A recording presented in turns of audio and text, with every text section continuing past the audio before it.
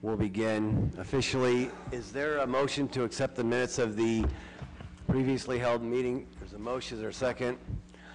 All those in favor signify by saying aye. Aye. The ayes have it. Thank you.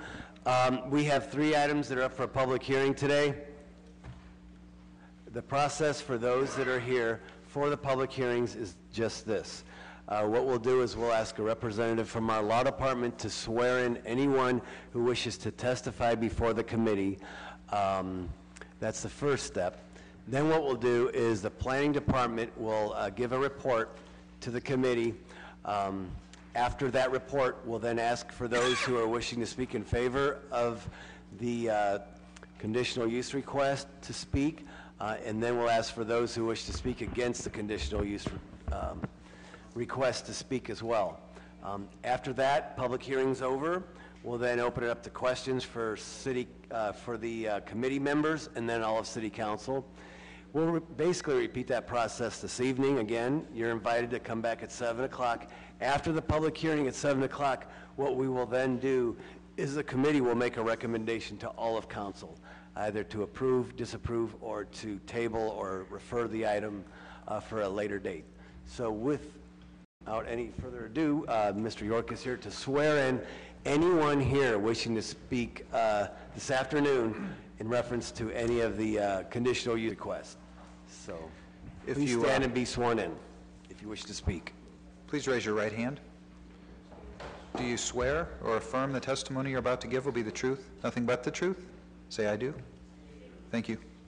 Very good. Thank you, Mr. York.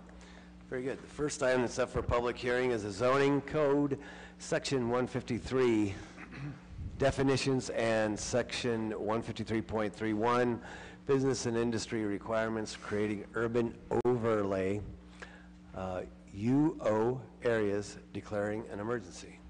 Thank you, Mr. Chairman, committee members. The city is proposing to establish a form-based urban overlay area on Kenmore Boulevard. The purpose of establishing a form-based urban overlay area is to preserve and enhance the architectural character of existing and new buildings in Akron's older urban area neighborhoods. Neighborhoods such as Kenmore Boulevard are largely developed with century-old buildings established along the street front.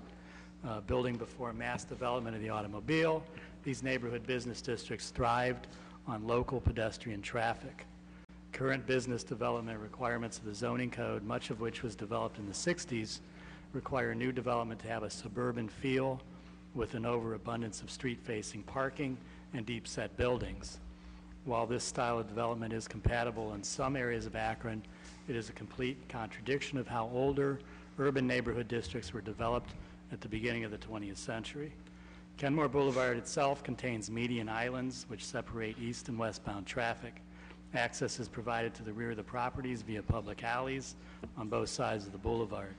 A clock tower is in the middle island near the Kenmore Library. The majority of the area is zoned retail, business use district. The urban overlay would protect this important neighborhood business district by bringing use, parking, setbacks, and building design requirements in line with its traditional urban form. The new requirements are designed to be easily understood and attainable for current property owners and interested developers. Highlights of the proposed changes include promoting walkability and desirable urban form by establishing setbacks that bring buildings to the sidewalk, restricting the height of new buildings to 3 stories in keeping with the current character of the boulevard, establishing building design standards for new construction that are in keeping with the neighborhood's current and desirable urban walkable form subject to review by the Urban Design and Historic Preservation Commission, relaxing on-site parking requirements to require no amount of parking with new development, and restricting the amount of parking to no more than what is currently required by code in other parts of the city. The Kenmore Boulevard District has ample parking, public parking along the boulevard and on public lots behind the buildings. Requiring any parking to be behind the buildings would eliminate outdoor sales of vehicles and merchandise. Planning staff, in conjunction with Kenmore Neighborhood Association, believes the goal of these changes is to re-energize this vital historic neighborhood, which is harmonious with the City of Akron's plan to grow Akron and Greater Streets Initiative. Both Planning Commission and planning staff recommend approval. Thank you, Mr. Antonucci. Is there anyone here wishing to speak in favor of the amending, supplementing the code in reference to urban overlay areas? If you can please provide for the committee your name and address.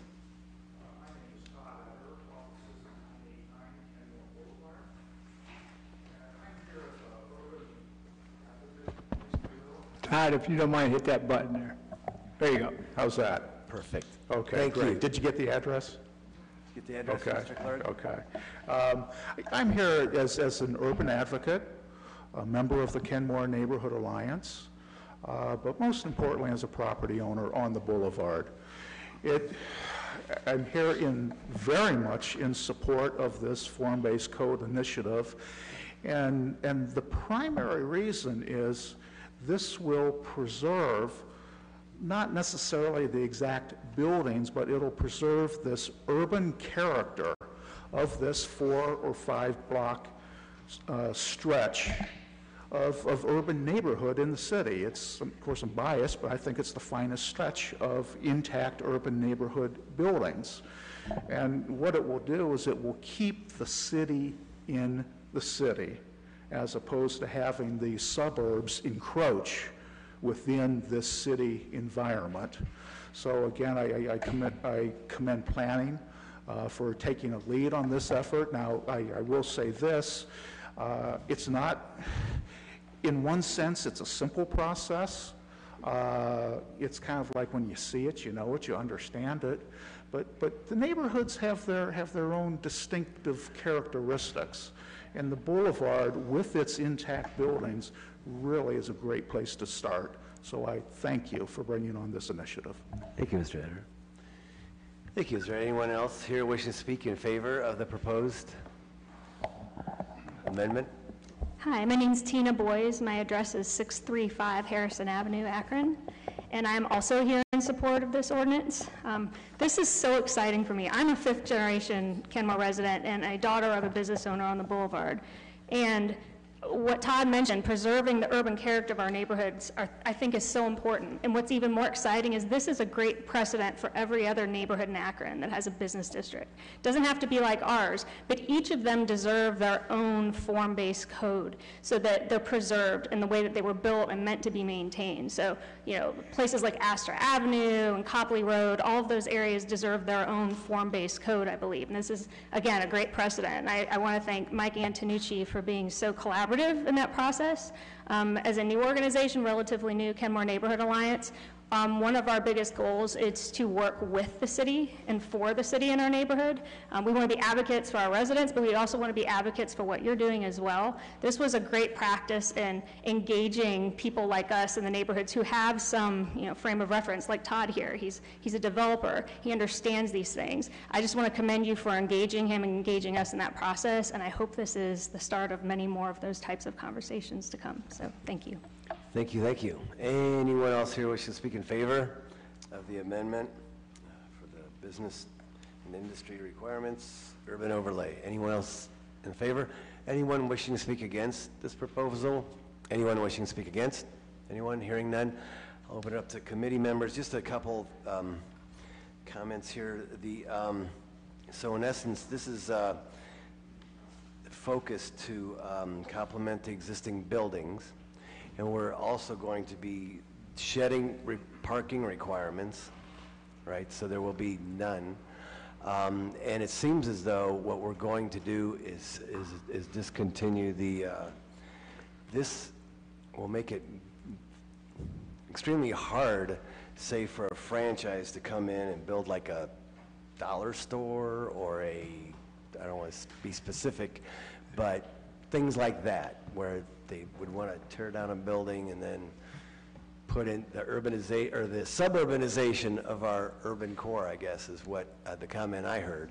And that's what it sounds like, and from reading this over, that's what it's meant to do.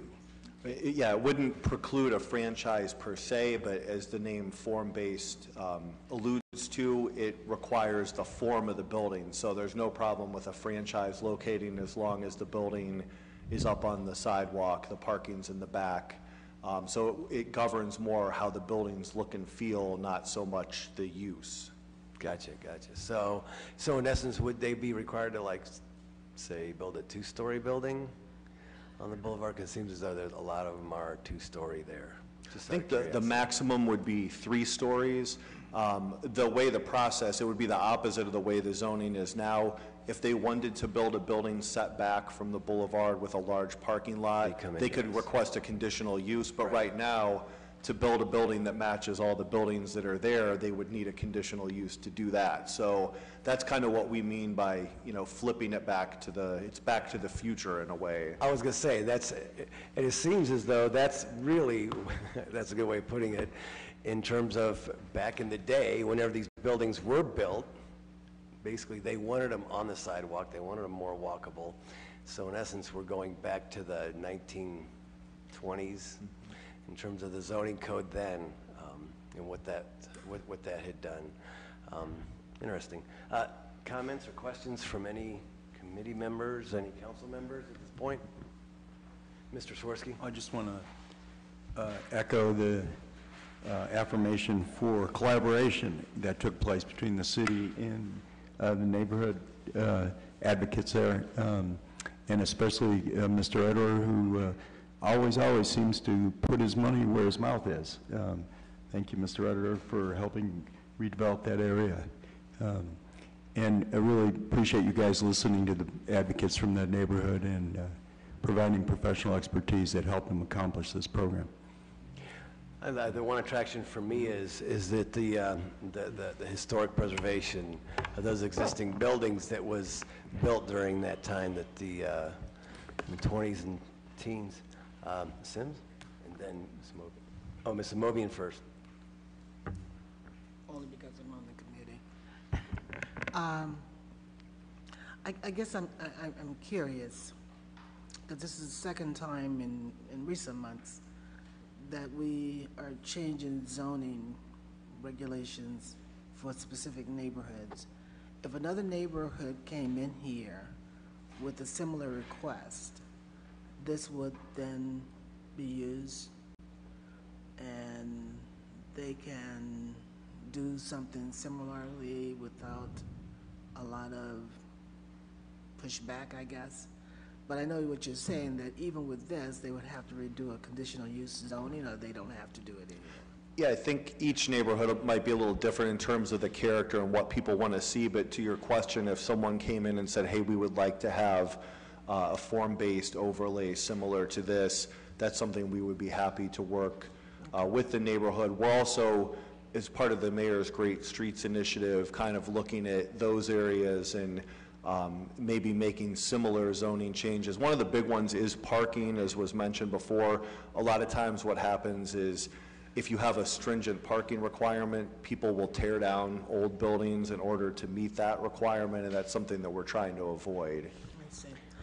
One other question, since you talked about streets, when you make those streets and you change, you have something that's coming out, like on Exchange, are we going to put something big there that people can see? You know what I mean? When we made the indentation for the parking on Exchange. Oh, having the curb cut for Yes. the parking. Right. Will there be something put there so people can actually see the part that's coming out? I think that's something we can work with the traffic engineer on. One thing that we've talked about in Kenmore, and I think we've got an example of it in Highland Square, is some of the off-street parking. So on the numbered streets off of the boulevard, just simply striping parking spaces on them like we did on Edgerton and Conger. A lot of times it just sends that message to the public, hey, you're allowed to park here, and we can make better use of the parking area that we have. Thank you. Ms. Sims? Just first of all, I just wanted to commend the Alliance, who I have the opportunity often to work with. It's always good when the community is literally the community that's talking about the changes they like to see in the community. But I did have a couple of questions because Councilman Fusco mentioned the dollar store. So are these existing stores per se, those are just grandfathered in, there's no... Yeah, that's correct. You know, there is a Family Dollar on the block.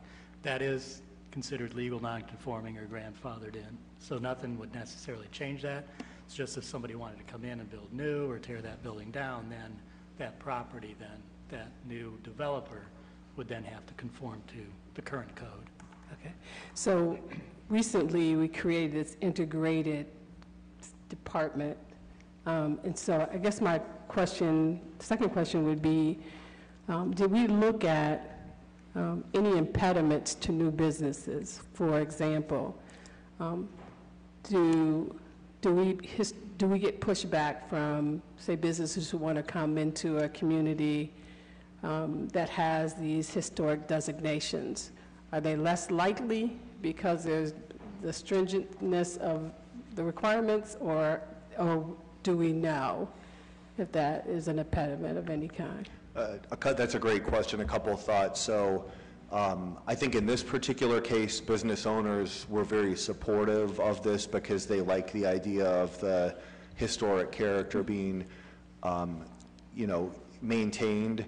I think in each neighborhood it may be a little different, and that's where working with the partners in the neighborhood is important. In terms of the Office of Integrated Development, I think it's fair to say these zoning changes are very important, but they're a tool, they're a means to an end. So simultaneously with the Great Streets program, we're also working with small business attraction into vacant spaces, helping existing small businesses, and then the street component itself, working with our engineering department on street design, making sure these streets are safe to walk and bicycle and so forth. So it really is kind of a multi-pronged approach to revitalizing each area. Thank you. Thank you. Again, it's just interesting the way we've always addressed zoning is parking, parking, parking. And now we're shedding that. It's an interesting shift. Oh, Mr. Neal.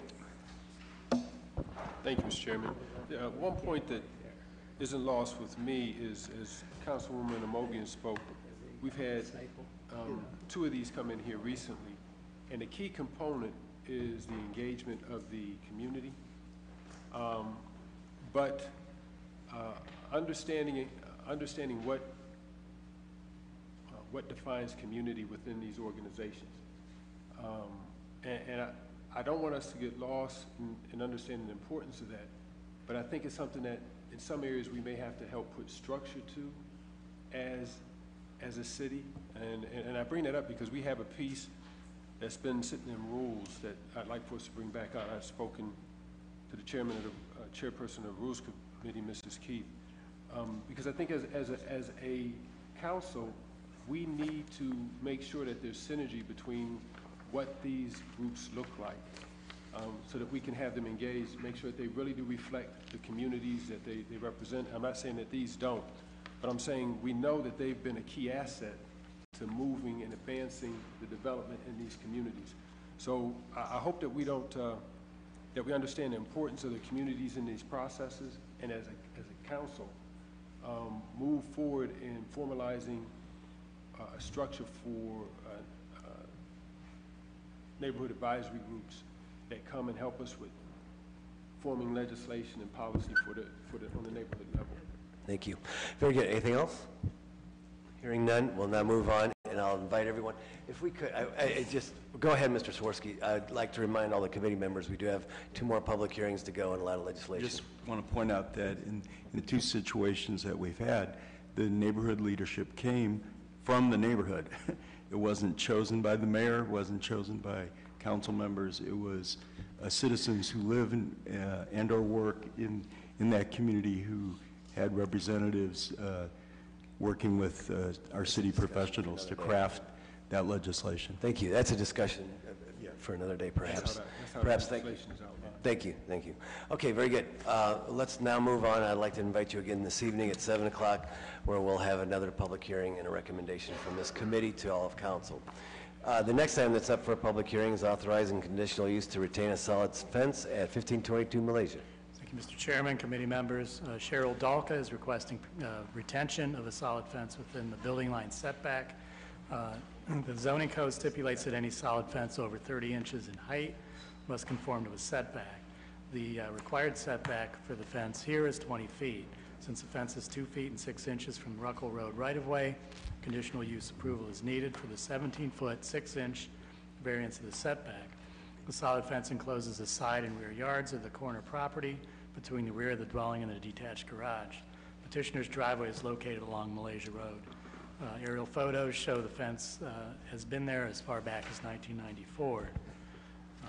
The planning staff recognizes that corner lots are more restrictive due to 2 building line setbacks. The traffic engineer's office previously conducted an inspection and noted that the site visibility was not an issue because no driveway exists along the west side of Ruckle Road. Any site obstruction of vehicles or pedestrians is eliminated. Because the traffic engineer does not object to the location of the fence, planning staff and planning commission recommends approval subject to the condition. Thank you. Is there anyone here wishing to speak in favor of the conditional use request on Malaysia Road at 1522 Malaysia Road for a sign? Anyone here wishing to speak in favor? Anyone in favor? Anybody? Anyone wishing to speak against the proposed fence that's been built at 1522 Malaysia Road? Anyone wishing to speak against? Anyone against? Very good. Hearing none, we'll close the public hearing. Any questions or comments from any committee members? Okay, very good. Hearing none, we'll now move on to the third item that's up for public hearing, which is authorizing conditional use to establish a child day care business center at 2196 Eastgate Commons. Mr. Antucci. Mr. Chairman, committee members, Antonio and Davina Preston are requesting permission to establish a child daycare business center at this location. The proposed daycare center would occupy the walkout basement area of the 2,436 square foot 2-story dwelling. Care for a maximum of 12 children will be provided by the petitioner and a full-time assistant. The hours of operation are from Monday through Friday, 6 a.m. to 5:30 p.m. No changes are proposed for the interior or exterior of the house. A fenced-in play area is located behind the house. Petitioner received Board of Zoning Appeals approval on July 17, 2017 to operate a daycare center for up to 9 children and is in good standing with the state of Ohio. The state of Ohio recently revised its child care rules, and any approved provider with 7 to 12 children is now considered to be a Type A home. Petitioner wishes to operate to the maximum allowance provided by her state license for 12 children. Petitioner holds a degree in integrated math education and is a former second grade teacher. Providing care for up to an additional 3 children would not significantly raise the level of activity on the property, nor have a detrimental effect on nearby homes, and providing quality daycare services is beneficial to the entire city. Both Planning Commission and Planning staff recommend approval subject to conditions. Thanks. Is there anyone here wishing to speak in favor of the conditional use request at 2196 Eastgate Commons? If you could please provide for the committee your name and address. Okay. My name is Davina Preston, and it's my home where I'll be providing the care. I'm basically here to answer any questions. I provide in-home child care for children before they go to school. I am a former teacher, degree in education, and I place a high value on education in the home. And all of my children, I had my first graduating class that went to kindergarten last year, and all of them were performing at just about first grade level, so when they enter kindergarten. Very good. That's interesting. Thank you. Is there anyone else here wishing to speak in favor of the conditional use request? Good afternoon. My name is Antonio Preston, and I reside at 2196 Eastgate Commons Drive, and as well, I'm here to speak in favor of the daycare center.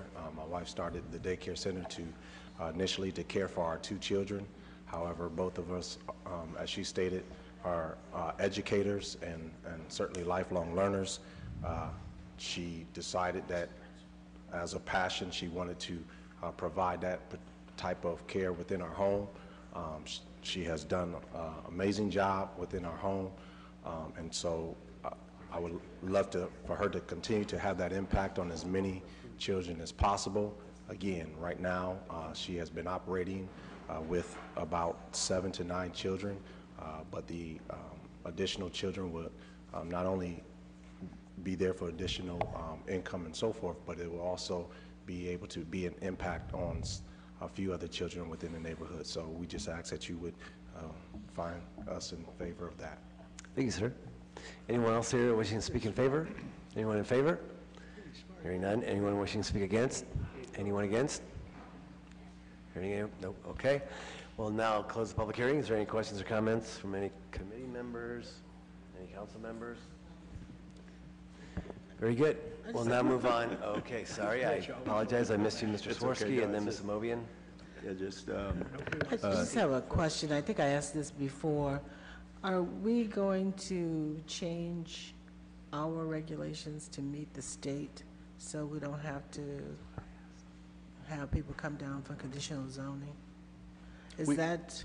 We have had some discussions about that, about aligning, now that there were those changes in the state law and code, so we are discussing the merits of doing that. Okay, thank you. Thank you, Mr. Swirsky. just, Mr. Preston, you still principal? Yes, sir. Yeah, wish you had mentioned that. Okay. We just feel like we're lucky to have experienced educators. The city's really benefiting from having experienced educators who are behind this project. They have the expertise and the knowledge and ability to follow through on a good program. Really appreciate it. Okay. Anyone else? Hearing none, I will now move on to the balance of the agenda, of which I'll recommend time, short of any concerns or comments. And we'll move on to the new list of legislation, which the first item is approving the donation of city-owned land, determining said property is not needed for public use. Thank you, Mr. Chairman, committee members. This would be a donation to UNDC for a new single-family home that's already been started. We would ask for consent agenda. Questions or comments? Hearing none, consent agenda. Is there a recommendation for consent? Recommendation for consent. Second. All those in favor signify by saying aye. The ayes have it. Thank you. The second item is ordinance authorizing the purchase of real property on 5th Avenue, McKinley, and 479 Chittenden for the CSO Rack 3 Kelly Green project. These would be acquiring 3 properties for the upcoming Rack 3 project. We would be purchasing off East Akron Community House. It would be at their costs. We would ask for consent agenda. Questions or comments? Okay, there's a motion. Is there a second? All those in favor signify by saying aye. The ayes have it. Consent agenda it is. Those opposed? Supposed to ask that for the lawyers. Okay. 3, ordinance authorizing the purchase of real property for the CSO Rack 1011 storage basin project, authorizing the Director of Public Service or his designee to enter into related agreements. Thank you. Yes, this would be purchasing property through the Summit County Land Realization, the Summit County Land Bank. This property has had severe title issues. They've agreed to clean it up for us. They're charging us a nominal fee to acquire these. We would ask for consent agenda. Fourth one. Very good. Questions or comments? Is there a second? Second. All those in favor signify by saying aye. Aye. Opposed? The ayes have it. Consent agenda it is. 4, authorizing the purchase of various interests in real property located on or around Wellington Avenue to facilitate the completion of CSO Rack 1011 storage basin project. This would be the purchase from 2 different property owners. Some of these would be permanent easements, some are temporary easements for the construction for the upcoming project. We would ask for consent. Primarily easements? Yes, sir. Okay, very good. Questions or comments? Is there a recommendation for consent agenda? I just have a question. Yes. One property is 8,000, the other one is 2,500. Yes, correct. That particular property affects It's 3 2. different parts. Oh, 3, okay. Some are permanent, some are temporary. We're taking away access off of his property. We're chopping it up pretty good. It is commercial land, it is not residential land. Okay. Very good. Consent agenda okay? Yes, sir. Is there a recommendation for consent? So moved. Is there a second? Second. All those in favor signify by saying aye. Aye. The ayes have it with 1 abstention. Mr. Clerk? Pardon me? The ayes have it with 1 abstention. Would you Okay, like a who was roll that? call, sir? Okay, thank you. Would you like a roll call? No, I don't. You got it? But, Okay, very good, thank you. 5 is ordinance authorizing the Director of Public Service to enter into agreement and grant an easement for on city-owned property near Front Street to the East Ohio Gas Company. Thank you. Yes, East Ohio has approached us to obtain an easement. They need to redo a gas main out there. We've worked out an agreement with them to receive some payment. We would ask for consent agenda. Okay. Questions or comments? We don't have to spend any money, do we? No, we're receiving $700 for this lease agreement, Okay, I believe. Yes, correct. Correct? so move. Okay, there's a motion and a second for consent agenda. All those in favor signify by saying aye. Aye. You guys have it. Thank you. And I was told that I have a substitute of the substitute. Some of the language is not accurate. On this 5A, this is authorizing conditional use to install signage exceeding zoning code requirements at 1650 Diagonal Avenue. We do have a substitute. I'm not sure where it may be. But what this is in essence what we had talked about last Monday and failed to pass because we just didn't have it prepared on time. So what this is that the corner property moving from a 30-foot, I believe, to a 48-foot sign that would have, that would be the electronic sign. So hopefully we'll have it this evening, and we'll make sure everybody gets a copy of it before the meeting. With that, is there anything else to come before the committee? We're adjourned. Thanks.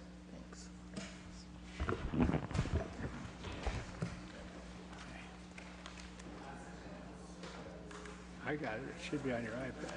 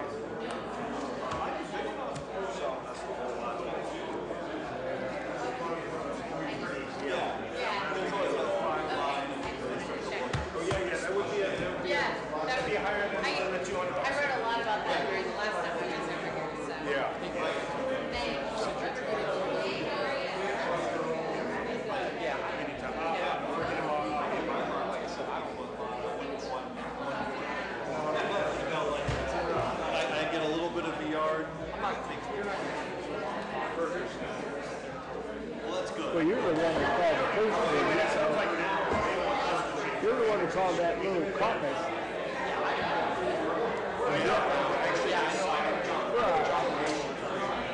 These are nothing here. That's right.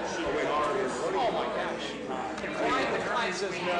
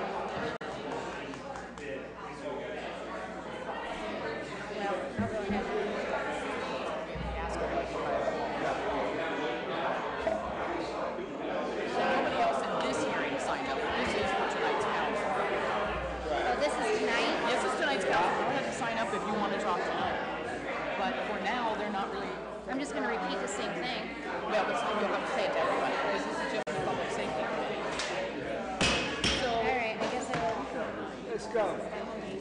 Showtime. So how do I find out if I'm on the list to speak? Talk all day.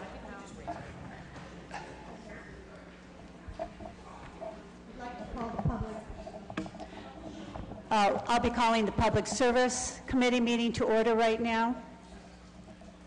We have the minutes before us. Is there a motion on acceptance of the minutes? Is there a second? Thank you. All in favor? Aye. Any opposed? Hearing and seeing none, our minutes pass.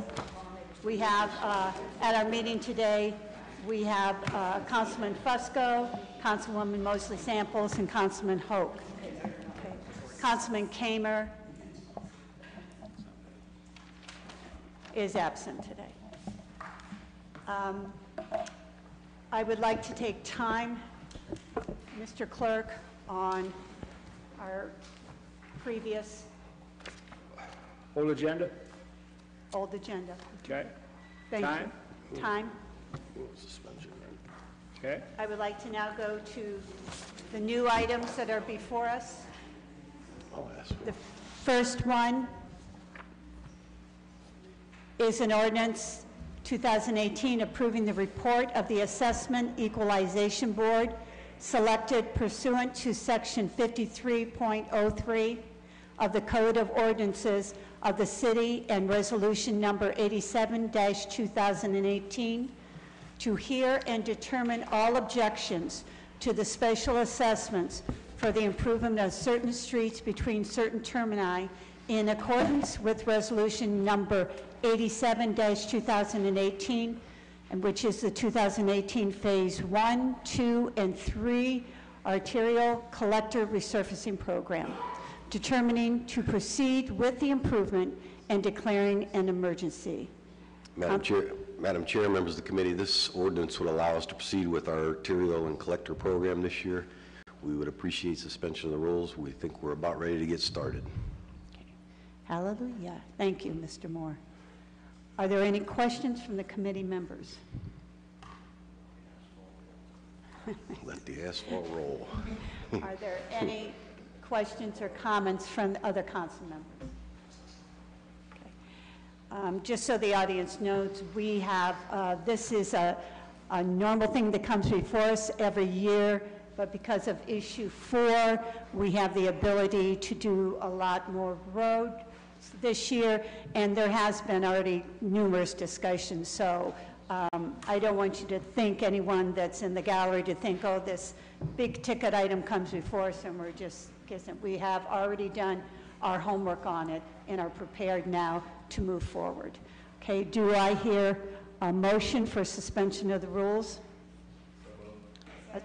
I have a motion and a second. All in favor signify by saying aye.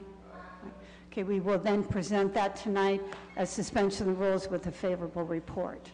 We'll go to our second item on the agenda, which is an ordinance approving the report of the Assessment Equalization Board selected pursuant to Sections 53.03 of the Code of Ordinances of the City and Resolution Number 88-2018 as amended by the Resolution numbered 98-2018 to hear and determine all objections to the special assessments for the improvement of certain streets between certain termini in accordance with the resolution number 88-2018 as amended by the resolution number 98-2018, determining to proceed with the improvement and declaring an emergency. Madam Chair, members of the committee, this would allow us to proceed with Phase 1, 2, and 3 of our residential resurfacing program, and we would appreciate suspension of the rules. Thank you. Are there any comments from the committee? Any questions or comments from the other council members? Thank you. Okay, they would like to move forward with this, so do I have a motion on suspension of the rules with a favorable report? Okay, I have a motion and a second. All in favor signify by saying aye. Aye. Any opposed? Hearing and seeing none, this will be presented tonight as the suspension of the rules with a favorable report. Okay. Number 8 is an ordinance approving the report of the Assessment Equalization Board selected pursuant to Section 53.03 of the Code of Ordinances of the City and Resolutions Number 86-2018, as amended by Resolution Number 97-2018, to hear and determine all objections to the special assessments for the improvement of certain streets between certain termini in accordance with Resolution Number 86-2018, as amended by Resolution Number 97-2018, determining to proceed with the improvement and declaring an emergency. Madam Chair, members of the committee, this would allow us to proceed with Phase 1, 2, and 3 of our unimproved street resurfacing program, and we would ask for suspension of the rules. Are there any questions from council members on the committee? Seeing none, are there any questions from council members in the audience? Hearing and seeing none, is there a motion for suspension of the rules with a favorable report? Okay, I had a motion and a second. All in favor signify by saying aye. Aye. Any opposed? Hearing and seeing none, this motion passes as suspension of the rules with a favorable report, and we will vote on that as council as a whole this evening. Is there anything else to come before the committee? Hearing and seeing none, this meeting is over. Thank you very much. Bam, bam, bam. Hi, honey. We're going to take more time on it. There's still some discussion that needs to be made, and there were some suggestions that went into that what if we did this and that, so, yeah, you know, instead of, my suggestion was, why take away all I could just drop down to $1.50, and then those who don't recycle, maybe we charge them. Right? Yeah, so I think there needs to be a little bit more discussion. Oh, Maryland's doing safety too. They contaminate just like, sometimes it's one thing that'll just contaminate the whole batch. Yeah.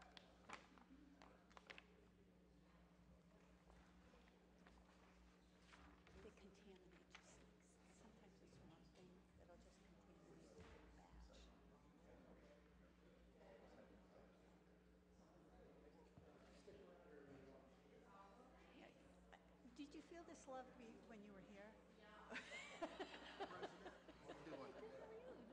I can't complain.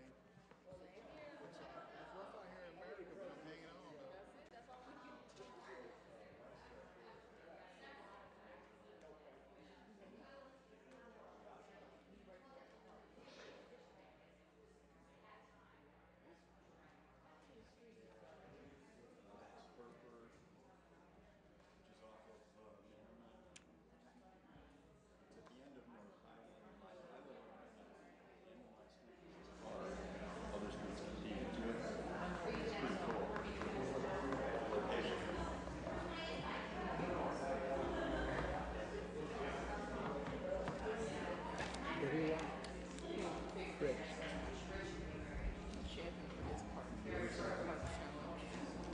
Oh. I think so, Dave. It is. I mean, it's a nice little neighborhood. That's nice compared to some of the other ones that were submitted. Oh, I know. It's got everything you want, except that it's not new, but it works.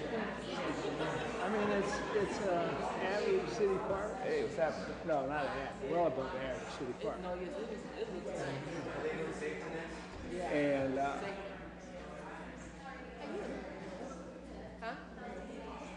Not yet.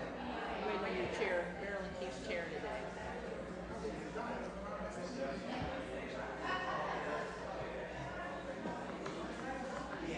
I'll put a big X on this year. Well, it just don't make sense. Get out of here. It just doesn't make sense. I've been through a number of your ward. That's what I'm gonna say. There are a lot of parks who people have great ideas who really need the attention. Right. It is part of it. Neighborhoods would kill to have a park like that. That park is so small, and kids get bored after riding the swing. If that makes sense. You know what I'm talking about? Yeah, I know exactly. And you know what they It's cute. all they really wanted was some of that rubber stuff. doesn't have to. Did you ever notice he walks by and you don't know the schedule, and he looks at the schedule on post? That's why he walks by all the time. Because he doesn't know it's at the end of the agenda. I feel sorry for him. And I don't know how he got elected. He likes bullshitting people or something. They know who he is.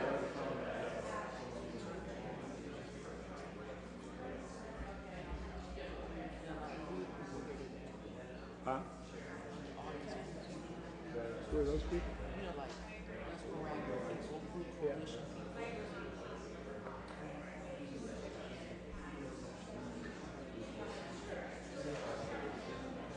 We got something on their agenda?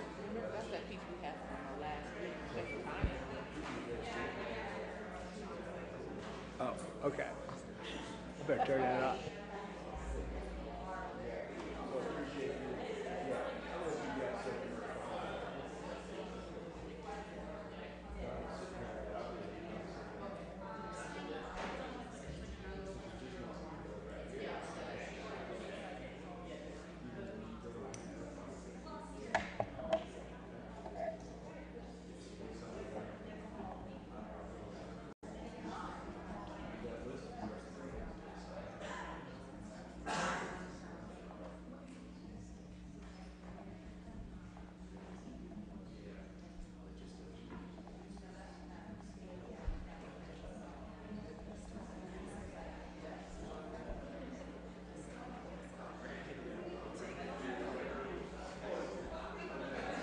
Oh, sorry.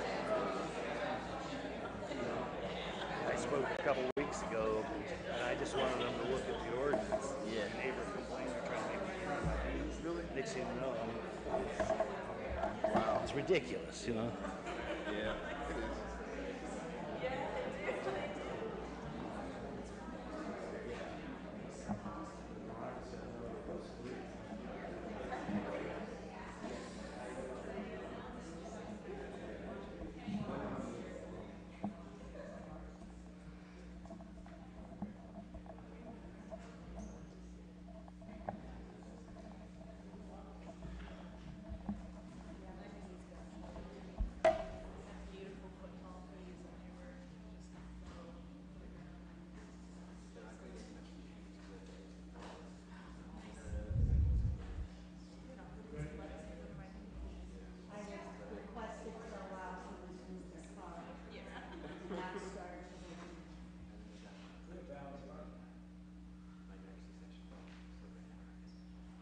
We will begin the public safety meeting.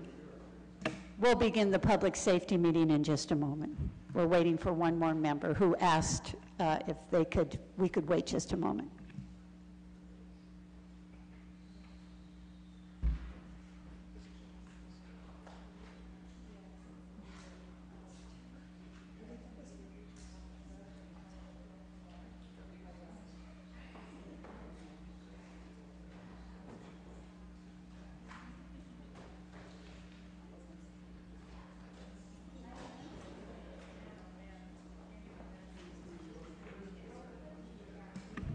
We'll now call the public safety meeting to order.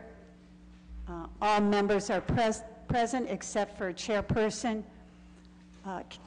Kamer, and I will be taking his place today. We have the minutes before us from last week's meeting. I have a motion. Is there a second? I have a motion and a second. All in favor of approval of the minutes signify by saying aye. Aye. Any opposed? Hearing and seeing none, the minutes pass. On our old business, we have an ordinance amending or supplementing Title IX, General Regulations, Chapter 92, Animals of Code of Ordinances of the City of Akron and declaring an emergency. John Valley. Thank you, Madam Chairperson and members of the Public Safety Committee. This amended ordinance does three things. Everywhere where it mentions the Director of Public Health, we are now inserting the Director of Neighborhood Assistance. This would provide a permit process for hoofed animal owners and a permit for beekeepers. Beekeepers always did have a permit and a fee. Hoofed animals did not, so we are doing that. And it also aligns the charges to residents on seizing and delivering animals, housing and feeding, aligns us with what Summit County is charging us today. At last week's committee meeting, Public Safety Chair Kamer asked that we have our lead animal control officer present today. That's Ron Dowdy. He's here to my left. And if there's any questions from committee members, we'll go ahead and answer them. Mr. Dowdy, is there anything you wanted to start off with to inform us of? Not if John Valley just pretty much stated everything that Alrighty, I was going to say. Thank you.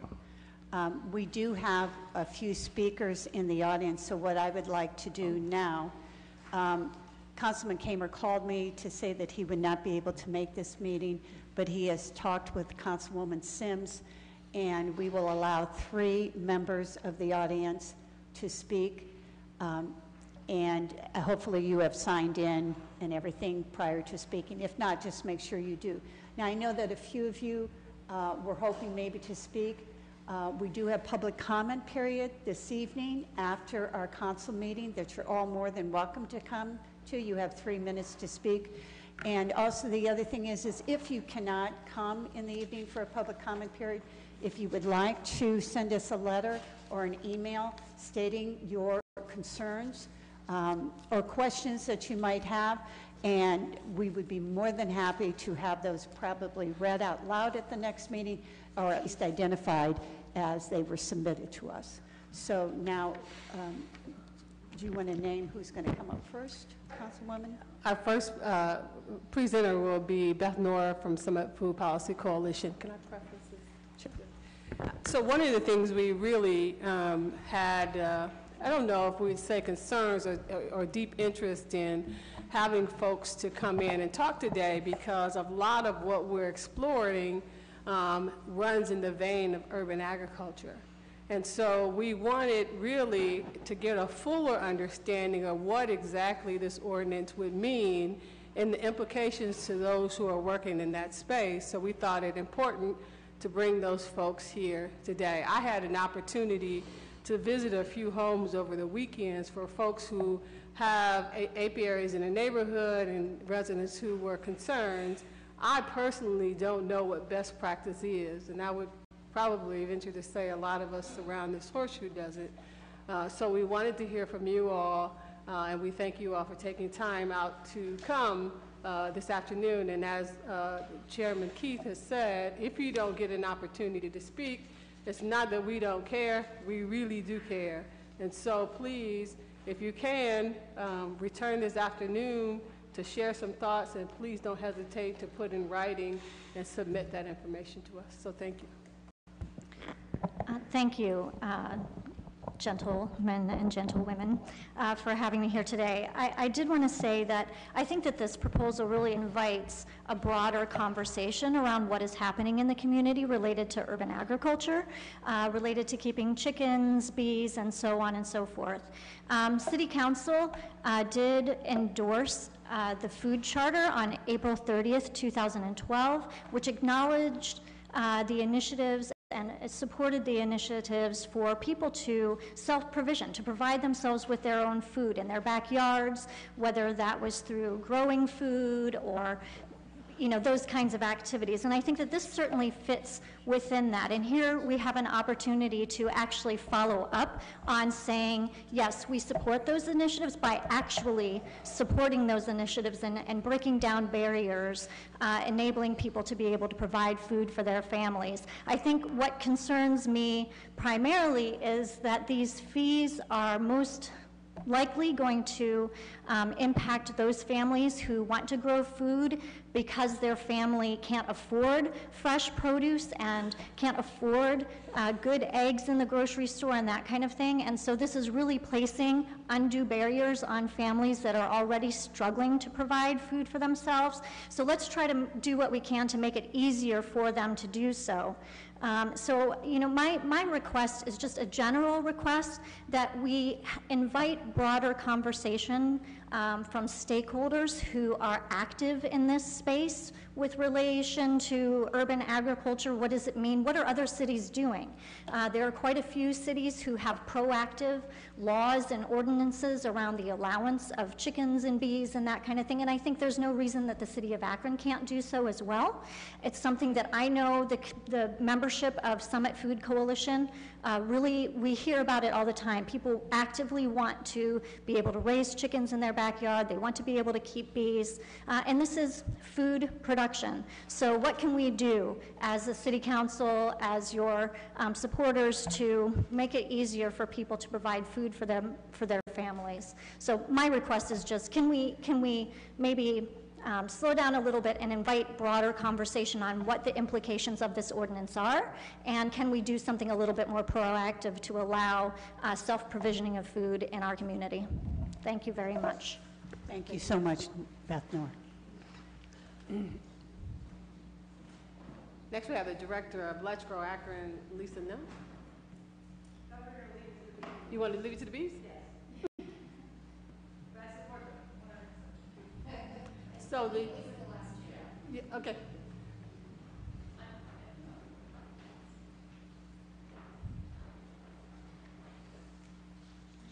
Hello, my name is Emily Mueller, and I run Mueller Honeybee Rescue here in the Akron area. I was also the previous apiary inspector for Summit and Medina County, which means that I would go out for the county and inspect honeybee colonies. Emily, will you give us your address also, please? It's on this piece of paper, Okay. or you mean now?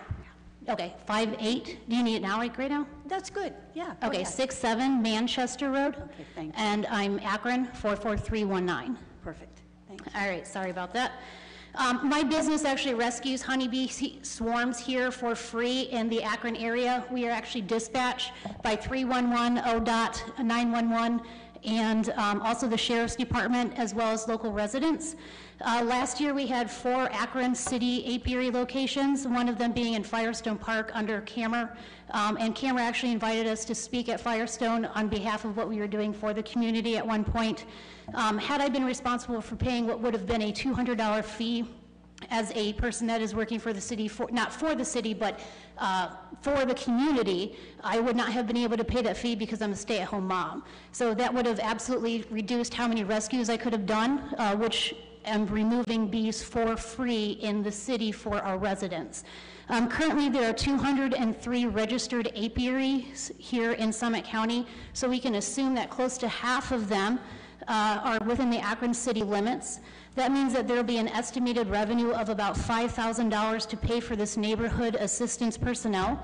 However, I would like to know what the qualifications of this person is and their knowledge about beekeeping, because the state of Ohio ran into an issue similar to this 2 years ago when they stopped allowing people to purchase certain antibiotics for their honeybees by having veterinarians write the prescriptions for them. However, as the county inspector, I was receiving phone calls from the veterinarians who didn't actually know how to inspect the colonies or how to look for pests or diseases within those colonies.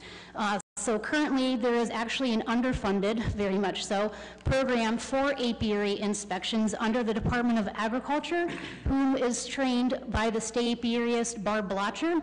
The program is paid for by Summit County and comes from fees that beekeepers already pay to register with the state. So I am asking that we revisit this and readdress what is being written. A lot of people are disabled or veterans who have beekeeper or have honeybees, and this will be detrimental to their already limited funds.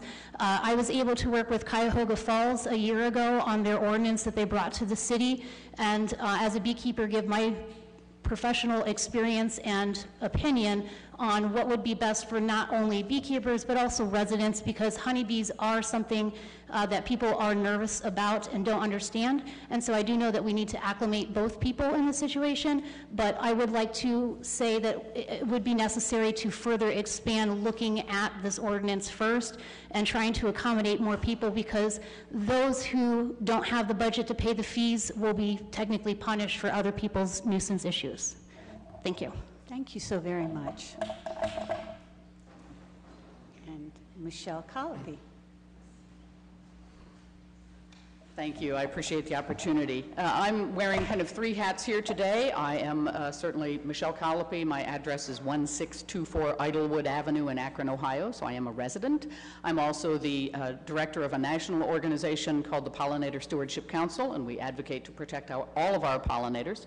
I'm also the treasurer of Ohio State Beekeepers Association, and I did bring some information I'm happy to leave with the committee to help educate them about the number of bees within their specific zip codes. We have 87 different beekeepers registered within the zip codes here in the city of Akron. Ohio State Beekeepers has been working on an apiary owner immunity bill at the State House. It's HB 392, and that state bill is going to be utilizing the best management practices, and someone brought up here earlier about best management practices for beekeeping. The Ohio State Beekeepers, which is the commodity group, in a sense, for beekeepers in Ohio, has created best management practices, and those will be tied into HB 392. So that certainly we encourage any city ordinance that is looking to manage bees safely for the public, as well as for the beekeepers and for beekeeper neighbors, is to utilize the best management practices of Ohio State Beekeepers, and I have a copy with me that I'll share with the committee today. So we encourage you to follow and use those best management practices, as well as I'm sure for the smaller livestock, I am sure those commodity groups also have their own best management practices. In my experience working on Ohio's state pollinator plan, as well as Cleveland's pollinator plan, the best legislation happens when you bring all the stakeholders to the table. Please take no offense, but legislators can't draft everything. You don't know everything. It would be better to put this whole ordinance on hold and bring all of the stakeholders together to look at the best management practices, because even in your current ordinance, even with the backflow valve for water, that is incorrect for bees. It is unnecessary. Certainly to then suddenly make the animal control officer the ad hoc bee inspector through this ordinance. Do they know how to manage bees? Are they allergic to bees or not? Will they have a bee suit? When you talk about removing bees, what do you mean by that? And when are you removing the bees? Because the only time you can move bees is at night in the dark. Will the animal control officer work at night in the dark after hours? It's a whole different thing removing bees. It's not like putting a leash on an animal and putting it in the trailer and hauling it away. So we encourage you from the national level at Pollinator Stewardship Council, from the state level at Ohio State Beekeepers, from my personal level as a local beekeeper, put this ordinance on hold, get together with all of the stakeholders that this will impact, and help us work it out, just like in Ohio we've worked with the state pollinator plan, and we have worked with the Cleveland pollinator plan. I know sometimes working with the public is messy, but it's the only way that everyone will have buy-in, everyone will agree on it, and it will be the best plan for everyone, where we protect honeybees, our native pollinators, and our neighbors, and provide pollination for the beautification and the gardens in our communities as well. So thank you very much. Any questions of me before I go away? No, we'll probably ask the questions after we hear it. Thank you. And I have to apologize. I called Michelle up because I just thought she was the next one to come up, but there was another person that was supposed to speak. So if you're counting on your fingers, this will be number 4.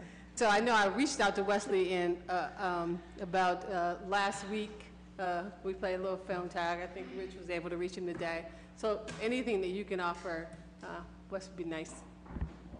He's one of our prized eBay students, and also in the North Side Market. Yeah. Delicious honey. Thank you. Is going across the world. Can you please restate your name and your address? Yeah, my name is Brent Wesley. Address? 1019 Emma Avenue. It's Akron, Ohio, 44302.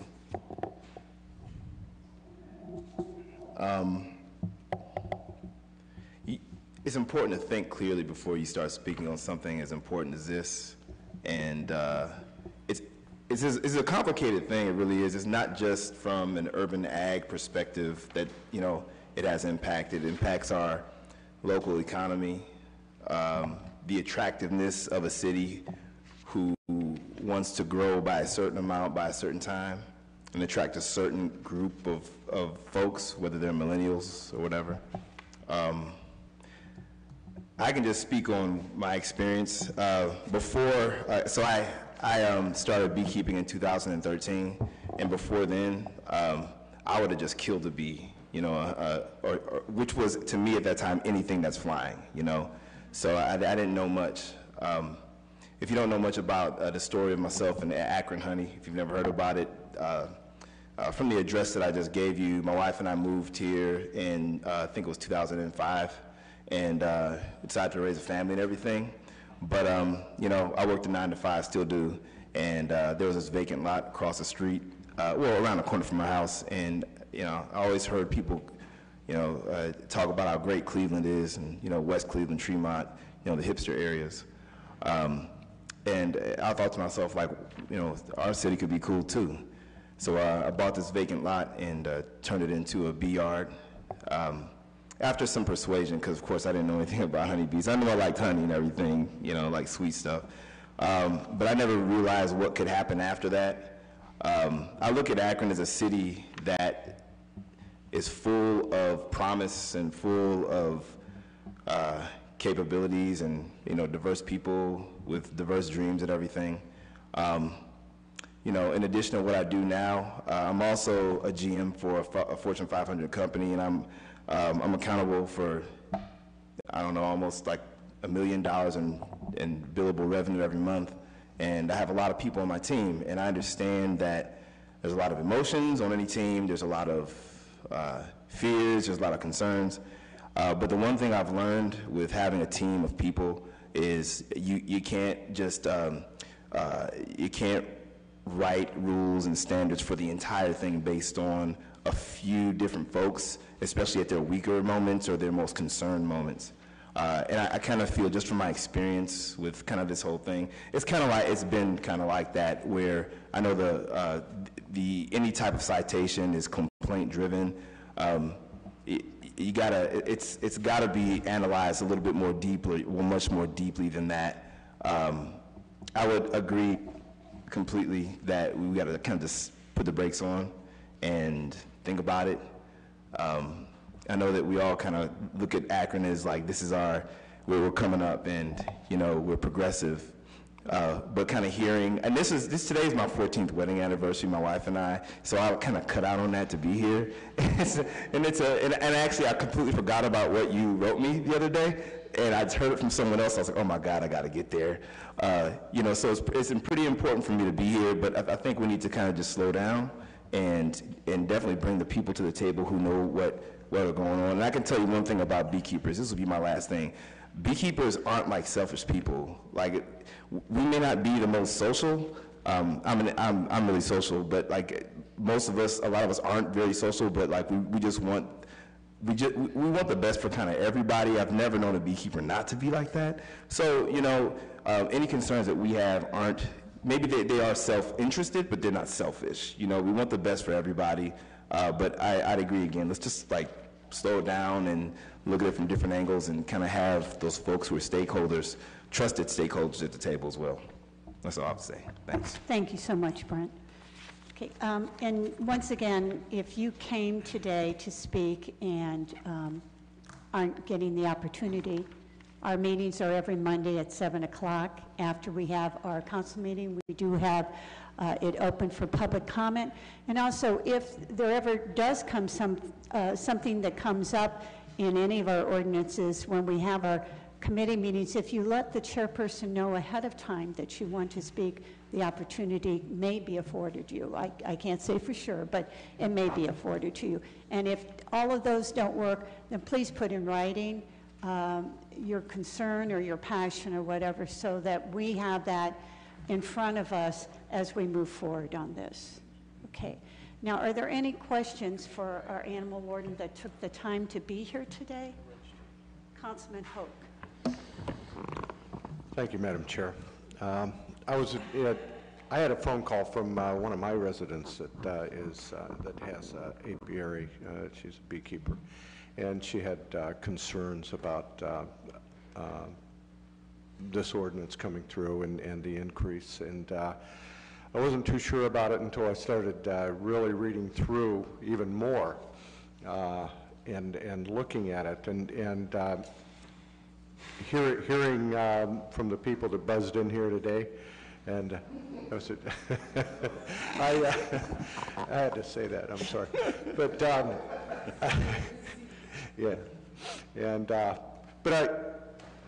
but being that they're licensed by the state and you have to pay a fee for that, is there also a inspection by the state for any of these? And they're nodding their heads, yes, okay. So, you know, with that and wondering, you know, why are we duplicating an inspection on something that's already has a fee, is controlled by the state, and is inspected by the state? I think that's a little bit of a duplication there that maybe I wouldn't think we would need unless I hear something different.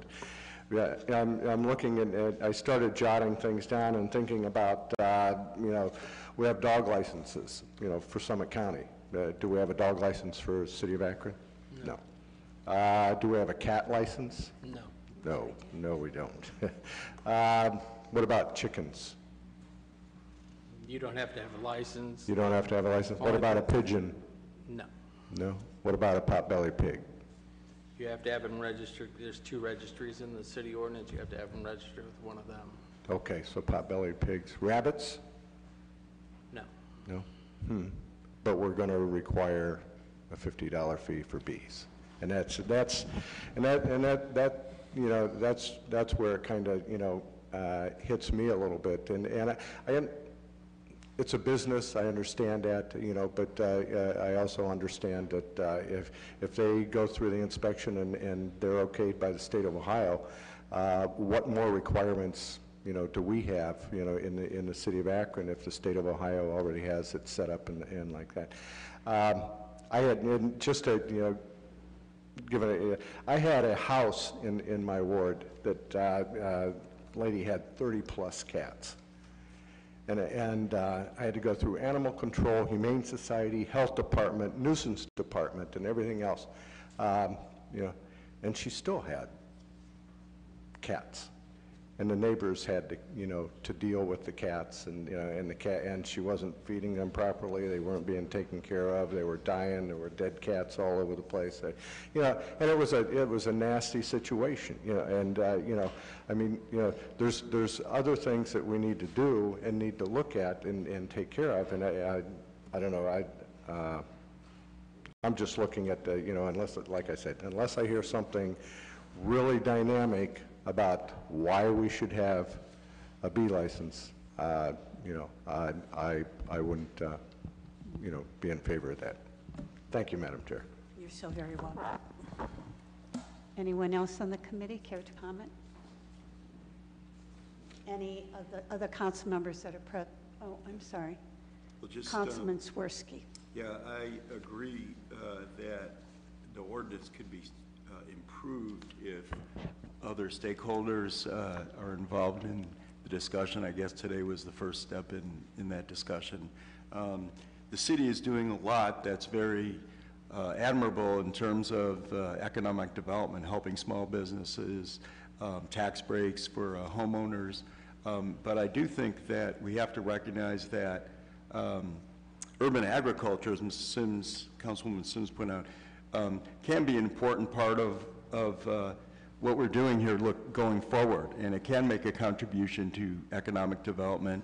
Of course, I have some questions that are very specific to some of these. I don't know where you came up with some of the distances, some of the species that you picked out, but I think overall, I could see that this would really be improved if some really people who have a lot of expertise in these areas were involved in the writing of an ordinance.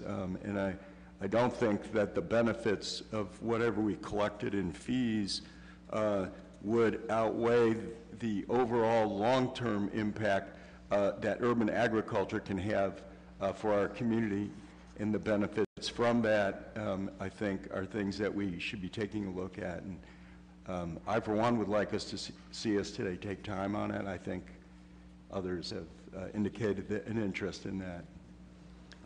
Councilman Swirsky, did you want any of those questions to be answered now that you just threw out? Well, I mean... If they can be, I don't know. I asked a bunch last week, but I don't know if we have to... We're not talking about the entire code that deals with animals. We are talking about beekeeping, and you already have to have a permit in the city of Akron to be a beekeeper. The fees have changed in the proposed ordinance, and yes, we agree that we need to take some time on this thing, and the only other thing we are dealing with is the hoofed animal, because somebody reached out to our law department earlier in the year inquiring about getting a permit for hoofed animals. He's got 2 lots that combined are over an acre. They meet the criteria, and he needed to go to the director, the health commissioner, to get that permit. So these are the only changes we're looking at. We're not talking about chickens here. We're not talking about pigeons here. Well, we're looking at a couple minor changes on the permits. And yeah, I agree. We do need to take some time on this thing. Yeah, I mean, we might want to take a look at the chickens. Just, I asked that last week, where the figure of 100 feet comes from. I don't know why certain pigeons, there might be answers to these. I mean, why did we pick 100 feet for the chickens? I mean, was that an intuitive decision? We're not here to look at the entire code that deals with animals. Right, but it's in this ordinance. It's in the ordinance, but there's not a change in this ordinance that deals with that. But it's reaffirmed in the ordinance. There's reference to the pigeons, the chickens. These are reaffirmed, so we'd be voting. Those are already. I'd like to see that language. Those are already in the code. To change that, council would have to amend that. So I believe what I'm hearing you say is you have set out, you have slashed a few things in it, added a few things in it, and these, what has been brought to the light that we need to be addressing would be amendments. But as for the changes right now, there are 2 changes. There are 3 changes. Hoofed animals, increasing the beekeeping permit fee, charging a fee for hoofed animals, and then the changes that the Summit County Animal Control Shelter charges us for when we seize and deliver animals to the Summit County Animal Shelter. That's what this ordinance does. Okay.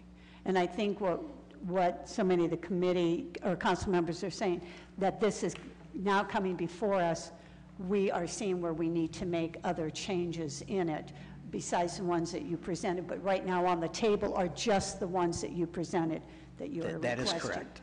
Okay. Anyone else? Councilwoman Sims.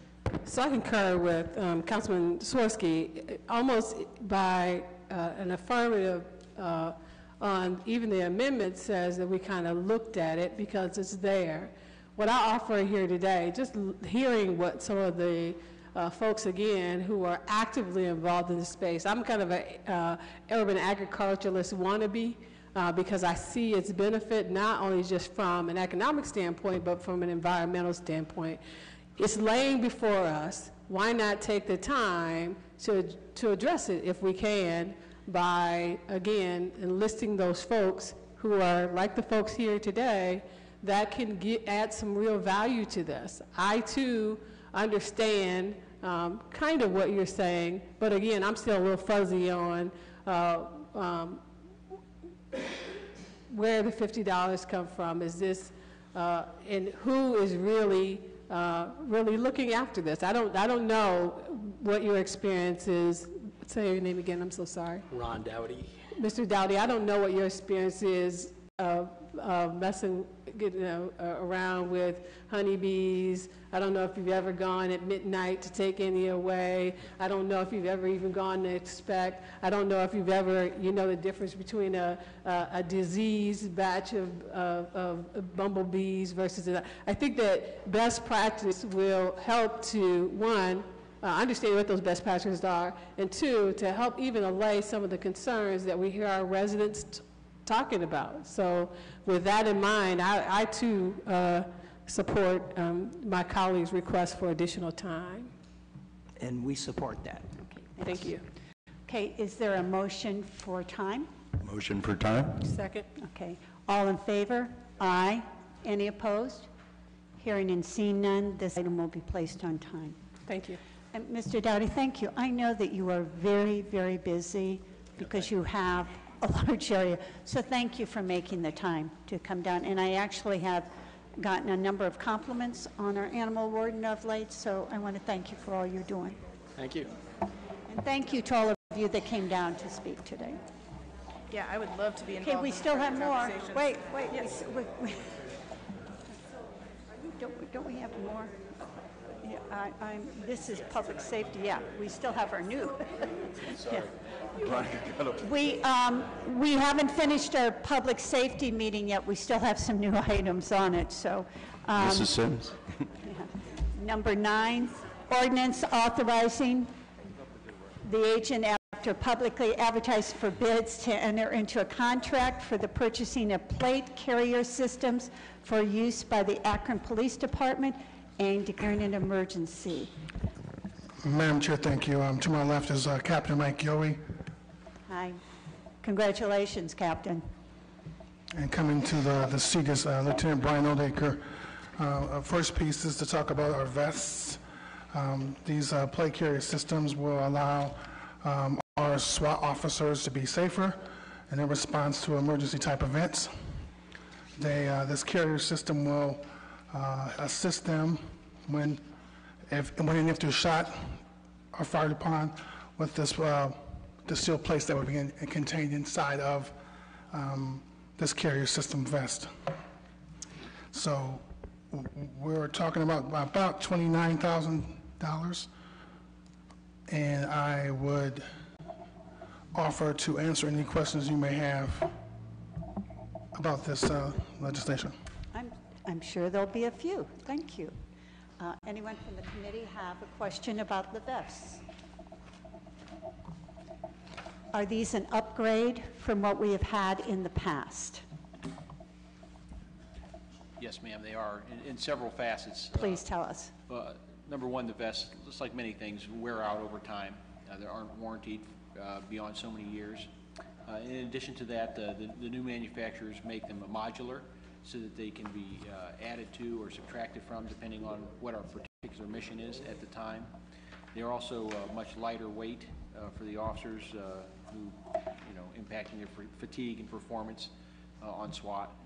So yes, the short answer is they are a considerable upgrade to what we're wearing. And when you say that they can be modified, can you give us a little extra, tell us how they can be modified in what instance?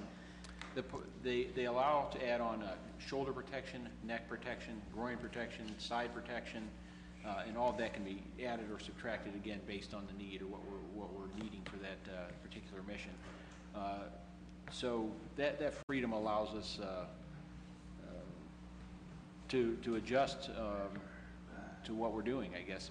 To the experience that you're going into. Right. What you does that come, all of those little add-ons come with the vest, or is that an additional No, that cost? comes with the vest. And of course, one of the big add-ons is the ballistic plates themselves that provide a level of protection that's equivalent to the weapons that we carry on the team, which is kind of a best standard, I guess, safety practice, is to have protection for the weapons and munitions that you carry yourself as a team, and those plates offer that protection to the officers. And is any of this mandatory, like no matter what call you get, you always have to have those plates on? Or? Yeah, well, it's a standard that we've set for our team, that yes, we will have protective equipment on all operations. All right. And are all of the vests being replaced, or just some? Just some of them. Okay. Okay, anybody else on the committee? Well, that's it. Councilwoman Sims, and then I'll go to you, Councilman Swirsky. So I guess I had a question about the number of vests. In the way you talk, it sounds as if this is equipment is very specific to a particular manufacturer. Is that true?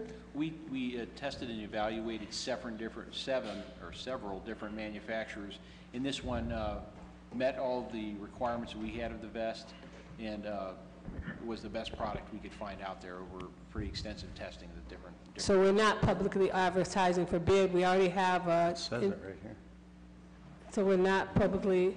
We are publicly advertising for bids, ma'am. Yeah. So we don't have a specific Oh, one in after. mind already? Oh, to enter.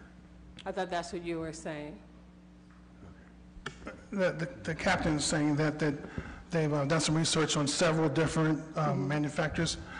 This particular request is still going to go out to bid with those specifications that they were wanting to see in the vest. Am I correct? Okay. Yeah, yes.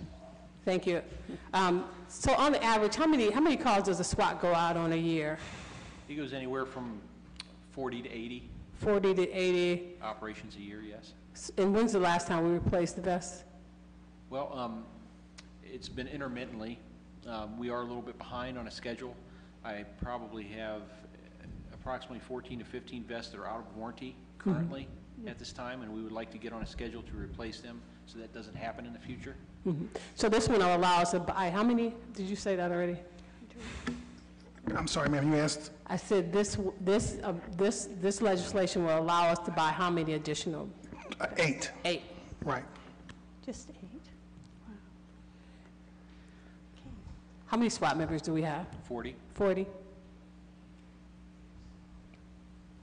So is there a schedule to replace the others? We are currently working on plans for the others, too. Thank you. You're welcome. Well, Councilman Swirsky? Well, Mrs. Sims did a good job with questions, that most of the ones I was going to ask. But I guess for us to visualize this, those of us who watch baseball games see the catcher, the chest protector is really improved. They now protect the neck, goes down between the legs, and so modern technology, we're just keeping up with improvements in how to protect the human body that engineers and scientists, I don't know who else had their fingers in it, and it's good to know that the police department is on top of that and doing everything they can to protect the guys that are in dangerous situations. And I think council's going to support it too. Yeah. Thank you. Good analogy. Councilwoman Sims? So just a quick question. If you were to maximize every component in the whole vest where you can add extra pieces in, what would the weight of that be? And how much heavier would that be than what you currently have? I don't know if I can give you the exact amount, but it's several pounds Okay. lighter. It's not a small amount. That in combination with the helmets that we're going to discuss, it's quite a bit of weight savings for the officers. Like he said, the technology has improved dramatically in fabrics and materials that provide ballistic protection, and most of it is centered upon the weight reduction of that product. So I was just wondering, the taxing on your bodies, I guess that would be my Yes. question. Yes, it is, and I can give you the exact figures later. I don't have them with me, but yes, it is a considerable concern tactically for fatigue and impact on performance of the operators on their operations. Yeah, so Mr. Director Brown, how are we managing that?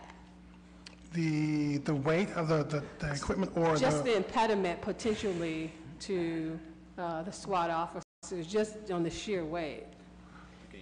Okay. It's Okay, so certainly it's an issue in training that we address, and our SWAT medics through the fire department assist us in managing that as an issue, but it's always a risk versus benefit, isn't it? And that's why it's so nice about these vests, that we can adopt them to the mission at hand, is assessing that if it's an extended operation where fatigue would impact the performance, we have to offset the loss and taking the protection of some of the equipment off, right? So it's a mission-specific analysis at the time of what we want to gain or subtract from this protection. Now, part of that too, Mr. Sims, would be the rotating of the operators. Beg your So pardon? rotating of the operators. So if their operation was extended period of time, every an hour. Is that a part of an existing plan that you're rotating? Okay. Yes. Yeah, so, I always like when you come. You always give very good answers. But I guess, it's always cool if we can protect our officers, but if they're too weighted down to get to protect the people, I don't know if we really did a add and a subtracting. That was really good. So thank you for your answer. Sure. And I do believe, just to add on to what my colleague said, these are lighter Right. than the previous one. So the training that they probably got trained in was a heavier Yes. vest. So thank goodness that they are lighter. And they are, you know, they're lighter, but they're very expensive and well worth it, okay, and very well worth it. But when you figure 8 of them is almost $29,000, you know, well worth it, okay? But that's probably why we're only getting 8 right now. So, and I know that, I know just like the firemen, when I've had the opportunity to put on some of that gear, and that's what the training purposes are, to weed out those that cannot handle something like this. But I would also be just interested to know how much these weigh when they're put on. Are there any other questions from members of council? Anyone that's in the... So I don't know if I didn't know if I misunderstood. I guess that was my question initially, was what was the weight comparison to the previous, the current vest that you have versus the one that you're getting. If we're saying independent of itself, by itself alone, those vests are heavier, but the reason why we're getting them probably is because you got those additional things that you can now do, carrying equipment, putting little things in, and so I guess my question was, what's the comparative weight between what you currently use now and what this would do at max? Yeah, I'll be more than glad to send you exact specifications, but you know, the team has older vests, and as they've progressed through technology, and some of the old vests actually had steel, big, thick steel plates, so you can imagine the difference between that and some of the ceramics or Kevlar materials today. But I can be more than glad to give you the exact amounts, but I promise you it's going to be considerable. Thank you. Anything else? What is your pleasure, Mayor? Deputy Mayor?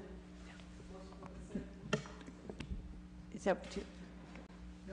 Second. I have a, okay, all in favor signify by saying aye. Aye. Any opposed? Okay, this will be placed on the consent agenda. The next to come before us in public safety is an ordinance authorizing the purchase agent, after publicly advertising for bids, to enter into a contract for the installation of office cubicles in the detective area of the crime scene unit and declaring an emergency. Sure, thank you again, Madam Chair and Committee. The Buy One Camera program has 2 officers there now currently. This reconfiguration of that area will give them privacy when they're reviewing the videotapes. Sometimes the videotapes have very strong language and may need to be kept private, so these cubicles and this reconfiguration will help them with that. The lieutenant also advises me that there is some camera replacements, a glass divider to help provide some type of safety or security from folks who may spit on the people, the workers that are there. They have a secretary working there. You know, in addition, they'll be adding carpet, and some of this equipment, the other equipment, has been there since the building was built in the 60s. So, and again, be happy to answer any questions that you may have, and the lieutenant's available to do that too, if you have any questions regarding that. Thank you. I'll open it up to my colleagues. Councilwoman Sims. Thank you, Madam Chair. So this is just 2 cubicles? Actually, I think it's 4 cubicles for those individuals. I think what I understand is that there's going to be some room for growth. We anticipate that this Buy One camera system may grow, technology may grow, so we're trying to have something that's going to be scalable at this point. So are these from the income tax money? All the legislation we're requesting, they will be from issue 4. From issue 4? May I add? Unless she has a question. Okay. Go ahead. This actually involves more than the Buy One camera unit. There's a larger area which includes 8 cubicles. There's 16 employees that use this area in addition to the 2 Buy One camera people. We have 3 shifts that use this area.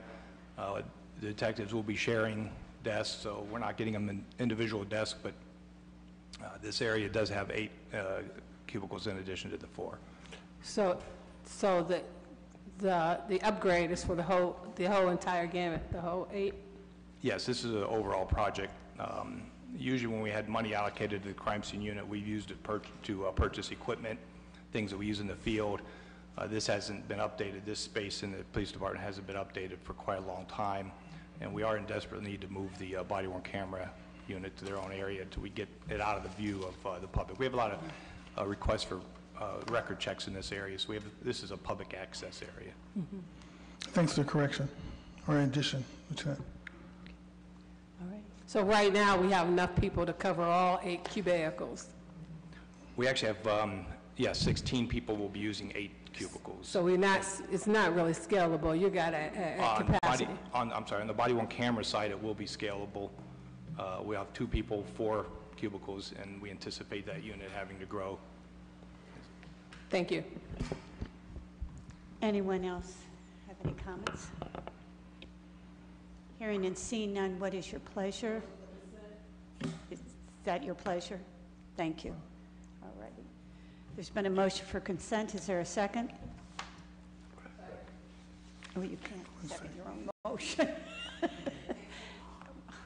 It has been seconded. All in favor signify by saying aye. Aye. Any opposed? Hearing and seeing none, this will go on the consent agenda. Okay. Our last one to come before public safety is an ordinance authorizing the purchasing agent, after publicly advertising for bids, to enter into a contract for the purchase of high-cut ballistic helmets for use by the Akron Police Department and declaring an emergency. Thank you, Deputy ma'am. Mayor. All right, thank you, Madam Chair, and the committee. And we're looking at 40 helmets. These helmets will be a complement to the vest we just talked about. These helmets were under a 5-year replacement piece where the warranty was 5 years. They're going to be 10 years. So that's a definite benefit. The helmets also are high cut, so they'll be able to accommodate the communication devices that the SWAT team is now using. And also it would include rails. Some of you may have seen our fine military folks with rails on their tactical helmets to accommodate cameras if there were a need to put cameras on those helmets. And I think the total again is about 22,240. So, and I will certainly entertain any questions and try to assist with that, and I'll get back to Captain Yoy if I can't answer them. Okay, thank you. Are there any questions from the committee? Councilwoman Sims? Thank you, Madam Chair. So everybody's getting a new helmet, all 40. So are all of the existing 40, have the warranty on them expired? So are they recyclable? I would say that as an old SWAT team guy, I'm not going to accept a recycled helmet to go into a mission. I was just wondering, Yeah. so what happens to the other 40 since they are ballistic helmets? Practice target. I don't know, perhaps. I don't know. Excuse me, let's go. I'd like to know what happens to them, though. Target shooting. What happens to them? Target practice. Maybe. So what happens to the old helmets? They don't get recycled, they just get thrown away? No, actually, the captain added a little bit of pieces of that, and then some departments still don't have anything, so that's a little bit better than nothing. So that's my Right, so, but point. internally, we're not going to use those helmets again. Okay, so that sounds like a better answer. So, thank you. So the city of Akron will not use Yes, we these will not helmets use, that- yes. Good, okay. Anybody else? Okay, hearing and seeing none, consent agenda? Consent's fine, thank you. Second. All in favor signify by saying aye. Aye. Is there anything else to come before this committee at this time? Hearing and seeing none, we are adjourned.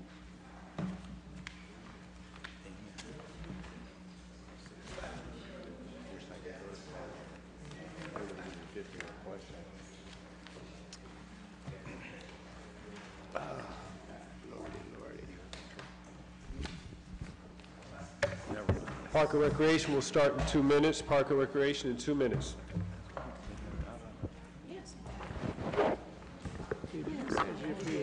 Actually, I wanted to give your committee this information because it includes, I did, yes.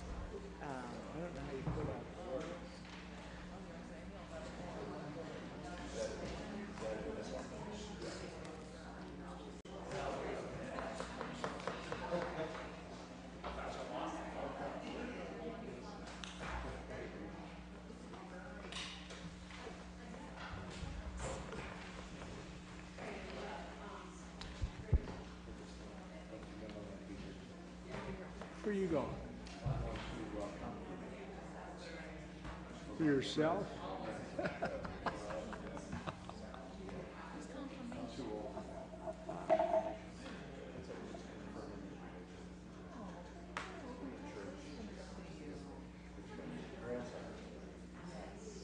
You should probably take a refresher course. Are you? You're gonna be the oldest guy in the room again. There's always some grandfathers. Why'd you ask their age? No.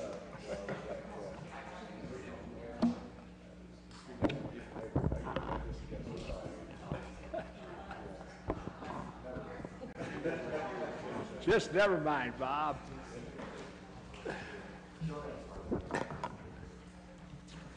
Mr. Clerk, are there minutes? You're ready. Oh, wait a minute.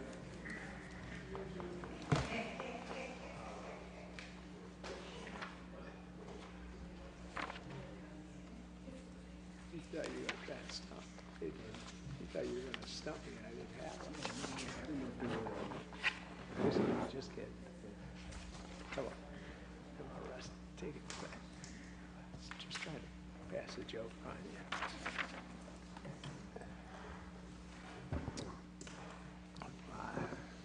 Okay, I'd like to call the Park and Recreation meeting to order. If we could please have approval of the last minutes. I think of the last day that they were. Motion is second. All in favor? Okay, thank you. So we'll move to the two new pieces we have before us today. Let's see here.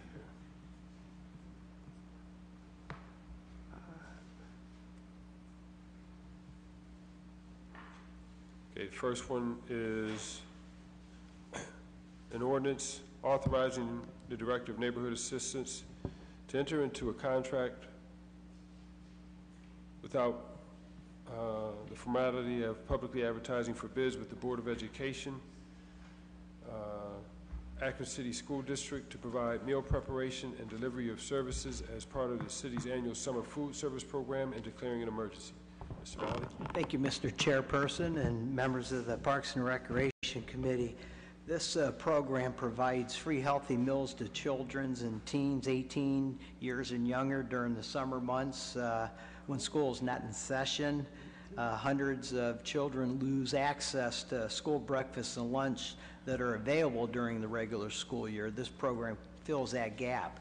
We have been doing it for many, many years, but this is our first year that we will be contracting with the Akron Public Schools. We all know they got the food service, and it's generally in operation late August through first couple weeks in June. So we reached out to Akron Public Schools a couple years ago to see if we can form some type of partnership where they could provide our summer breakfast and lunch program throughout the summer, and they were very interested. We just didn't have enough time to put it together in 2017. There will be 50 locations. 15 of them will be at community learning centers, and they will be kind of the distribution point for the other 30 locations. So we're real pleased that we were able to work with Akron Public Schools on this program. It's a pass-through grant, and the amount of it is $370,000. I have Ms. Brittany Schmokel, the Recreation Bureau Manager, is also with us in attendance today in case there's some technical questions on this. Thank you, Mr. Chairman. Before I ask members of the committee if they have any questions, you said 370,000? 370. Because they have 260 on. That should have been amended. Yeah, it was changed in the contract. That was changed in the contract. This is a pass-through grant, comes into the city of Akron, and is just passed through for the program. Okay, so, I mean, does this need to be changed? Because the legislation says 260.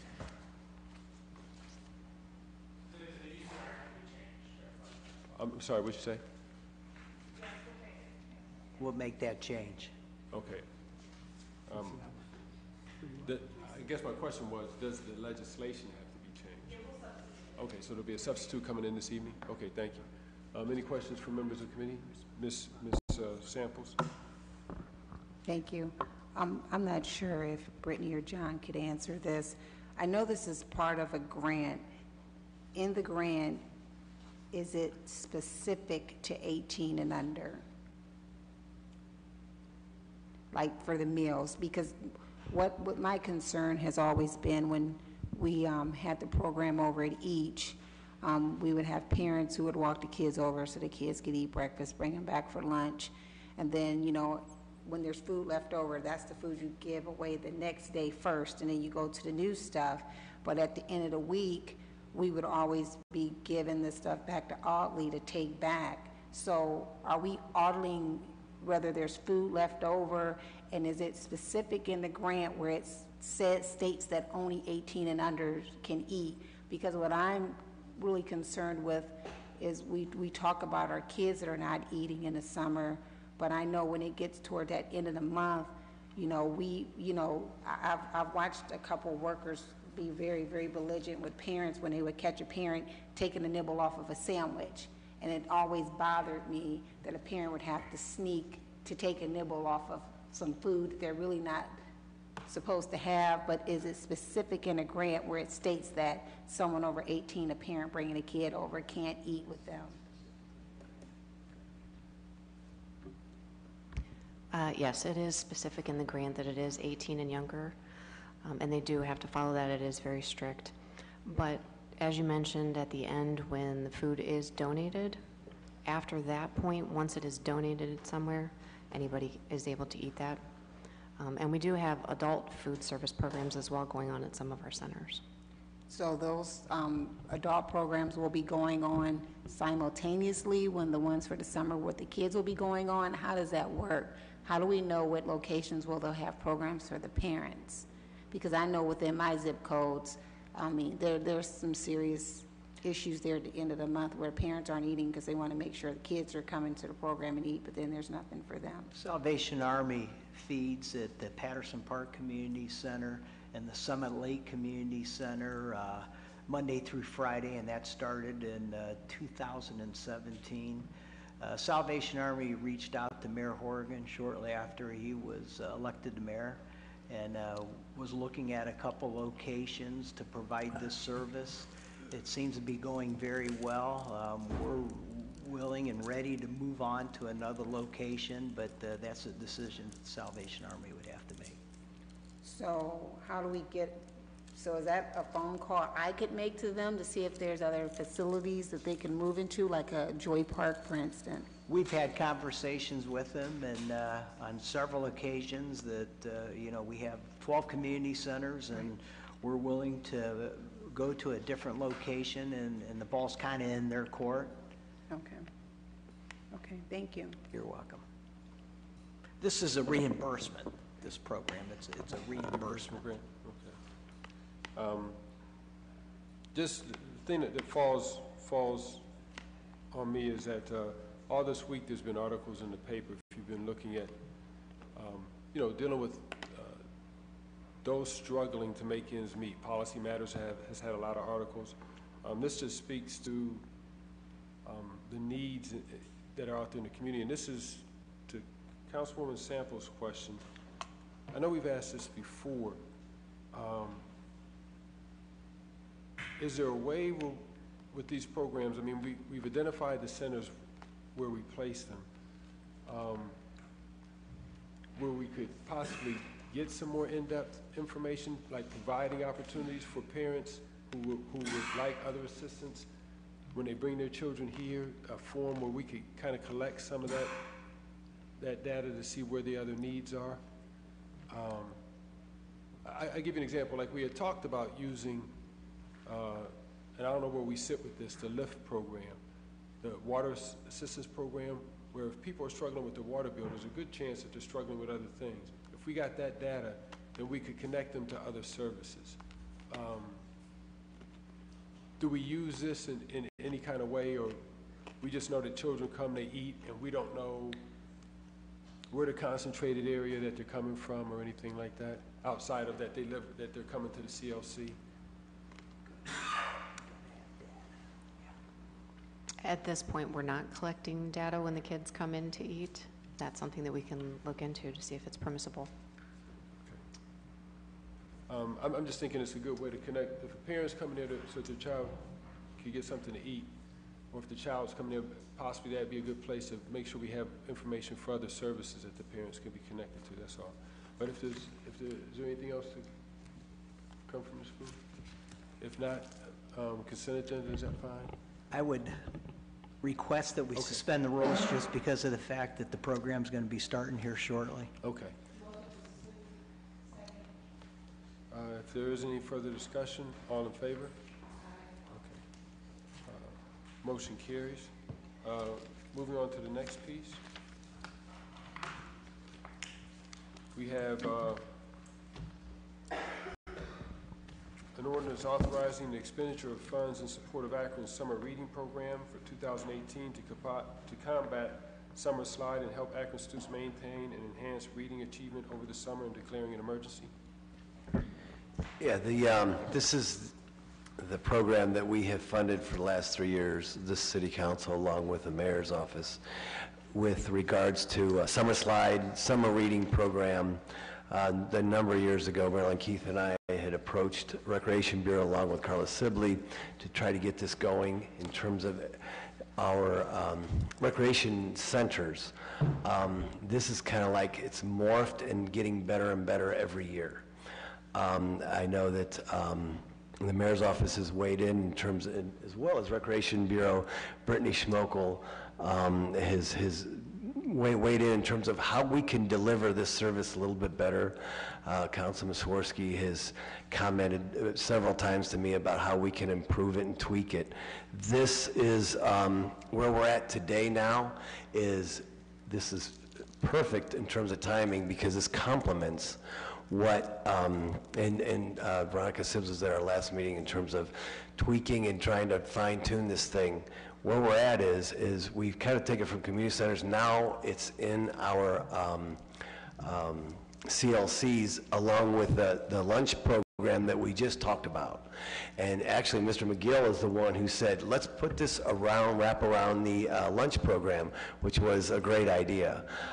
Last year, I think it was a great year. We had a good year. I'd say about 100 kids or so were actually served, 65 from Akron Public Schools. There was a report, I believe, I handed out to everybody last week, and if you didn't get a copy, let me know. We'll get you one. But this program is encompassed around young children and making sure that they read during the summer. We need volunteers. We need you to step up. I'm going to step up for 2 days a week for 9 weeks this year. I challenge my colleagues to do the same and go out and recruit people because we're going to supersize it.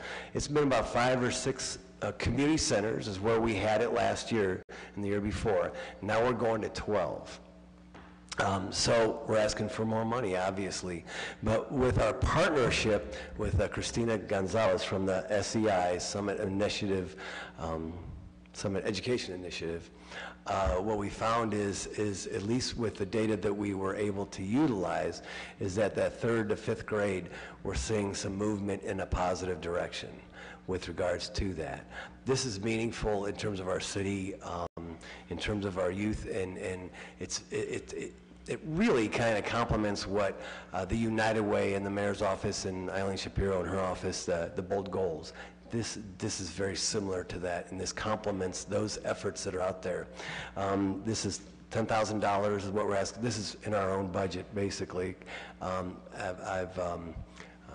This is coming out of my neighborhood, our Akron, that $40,000. This is $10,000 for that.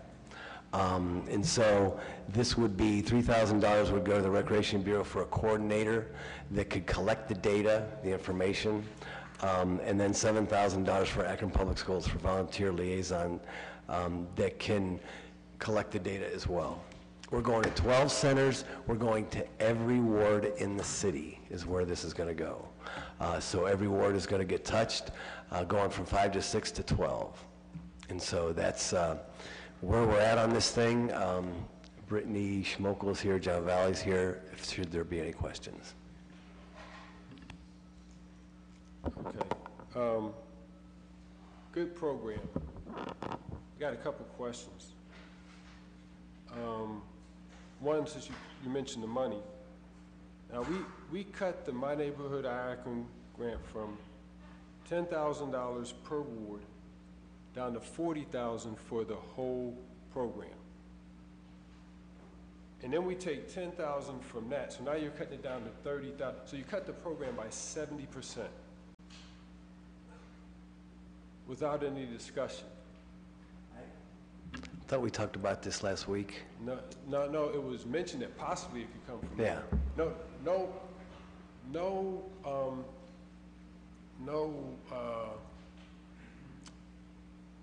Confirmation on what we were going to do came out of last week's meeting.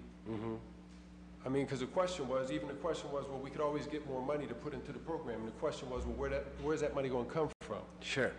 So, I mean, I have a concern where the funding source is coming from. Well, yeah, and my thought was that we haven't spent over $15,000 over the last 3 years. No. I understand this. If you understand it, it took us about 3 or 4 years to get the neighborhood partnership grant up and running. Okay. And if you look, and I don't know if that information ever got back to Madam President,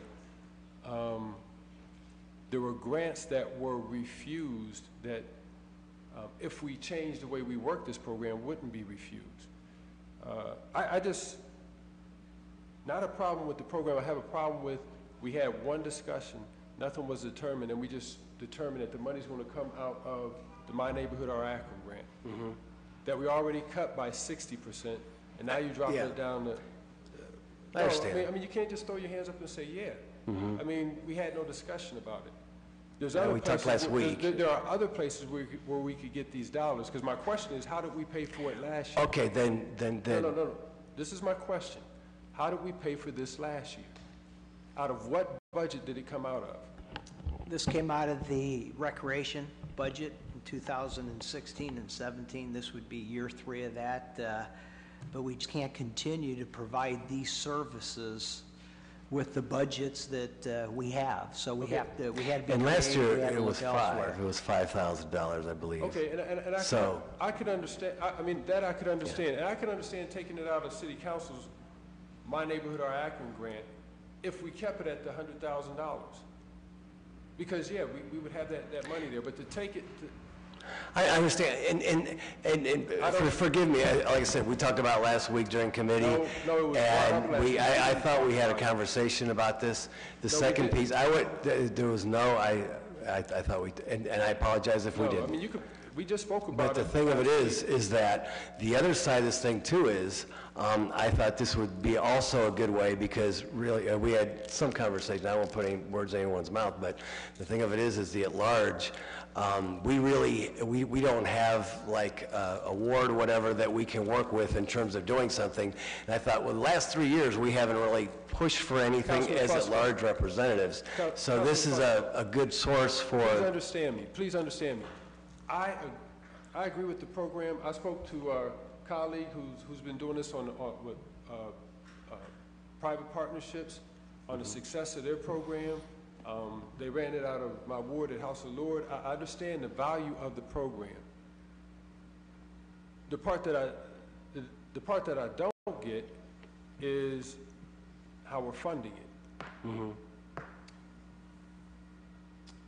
That's the part that I don't get. Well, like I said, but we've not spent over $15,000 for the last 3 years, and there was nothing intentional to. And I'll be happy to roll up my sleeves, sit down with the finance department, and find another $10,000. I'll be happy to do that if that's I guess a problem. This has been a discussion that we've always had. To sit down and we shouldn't have to find anything. We just went through the budget process. We should know where it is. And the question has always been, over the years, when we didn't use it in the past, it went back to the general fund. We've identified money where it could come from, where we could get these dollars from. I just have a problem with, there's been no council discussion. It was brought up last week. I mean, this is a program that, Mr. Valley, you said for 3 years. I'm sure the administration understands the value of the program. we on council understand the value of the program. What gets me is not understanding the value of, and we just spoke about it in the last meeting, the neighborhood engagement piece and working with residents to do things. We cut that budget. I just don't understand it. We've got another thing that's been sitting on the docket that this council approved, which is actually the piece where we would use a tool to analyze the budget. And we say we can't find money for that. But yet, I know this has a more of an emotional heart tug to it, but we find money for this without any discussion.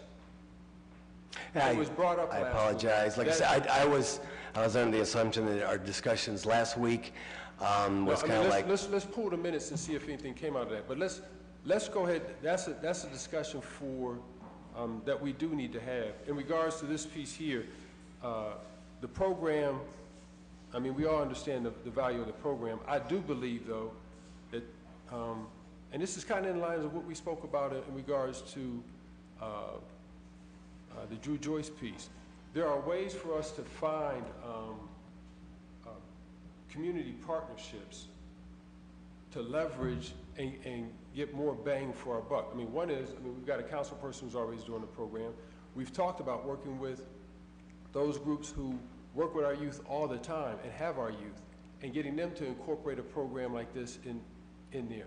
Most of our churches have some form of vacation Bible school program, a Sunday school program, where if we network with them, we can leverage what they're already doing to do this. And so when we don't have these kind of discussions, we spend resources that we don't have to spend. There's a way to make this work. No, thank you for these discussions. So we did have that discussion, and that's why the person that the Recreation Bureau, the coordinating staff, we had even talked about in our last meeting about reaching out to some of the churches so that we can collect their data and turn that over to SEI. And the ultimate goal here for me has been from the very beginning, and that is, let's try to build this thing, collect the data from SEI so we can then go for grant funding. And so that we can now go to, get grant money as opposed to city money. And that's been kind of like the goal here. And part of the Recreation Bureau for the coordinating staff person, their job is going to be collecting the data. And we talked about like going to the House of the Lord and going to these other summer reading programs and tapping into that and using that also and forwarding it to SEI as well. As a way of, I'll say this now, if none of the members on the committee have anything, we can pass this. But just as a thing, I'm even thinking of a city employee, Lance Bell, who runs Wall, okay? Working with kids right there. These are groups that we can work with, incentivize them to incorporate this in their program, to, even if we're going to have some money to spend it, help some of these programs along their way. But it's almost like what the folks with the beekeepers came down. If we don't have discussions, if we talk in silos, we end up spending money we don't have to spend from a budget that has already been cut by now 60 to 70%. We could leverage our things better. Yeah, please, I apologize for any miscommunication on my part, but we'll talk. Ms. Sims? With all due respect, I certainly understand my colleague's position. I'm mad that we don't have $150,000 or $100,000 to spend, but the issue before us, I know since then, since I've been on council, always looking for an opportunity to figure out how we as at-large members play in this play box, trying to see the city overall and how we make some contributions. So I definitely thought this was a good project to do that. Additionally, with the summer eating program for young folks, now you have not only feeding the physical, but also the educational, on some level, food and some spiritual too. And so I think the program is a good match. I thought we had a little conversation. I tried to reach out to folks to have some more conversation because I thought it was a good opportunity. Not only, I think for us to show up us all to show up as a benefit to the young people in the city. Although, again, I understand, I was a little upset about the larger loss of money, but I just think this is a good opportunity. I think it's a good use of, even in this small amount, of the resources that we have to impact the whole entire city. So thank you, Mr. Chairman. If there aren't any other comments, Ms. Mosley Samples or any other council persons have anything they want to say? All right. I think it's a good program. I think it's really, really needed. And I applaud Councilman Fusto for his leadership on this.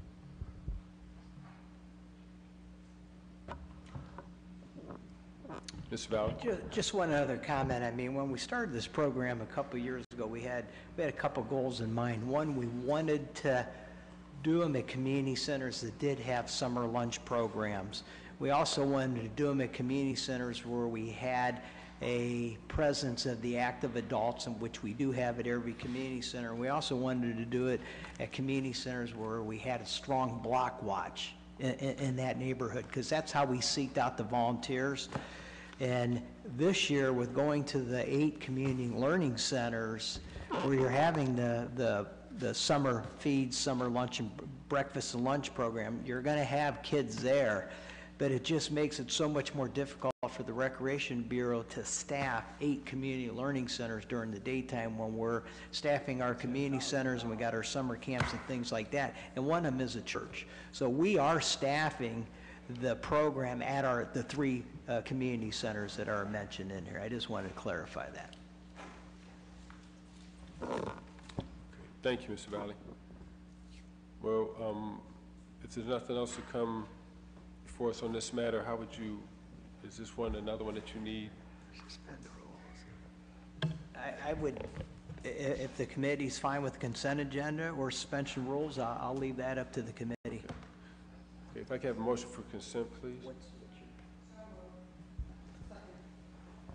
If there's no further discussion, all in favor? Okay. Thank you. Did you have something you wanted to say, Ms. Sims?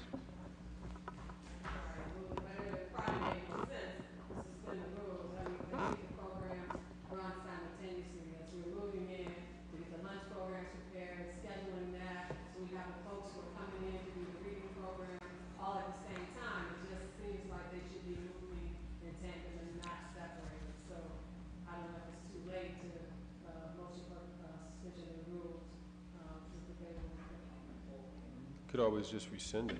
Yeah, you can just pull a committee to suspend the rules and rescind the last. Yeah.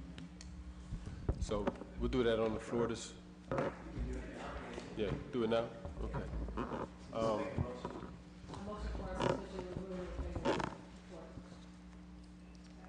Okay, the motion is second. Any further discussion? Any further discussion? All in favor? Okay, motion carries. Thank you.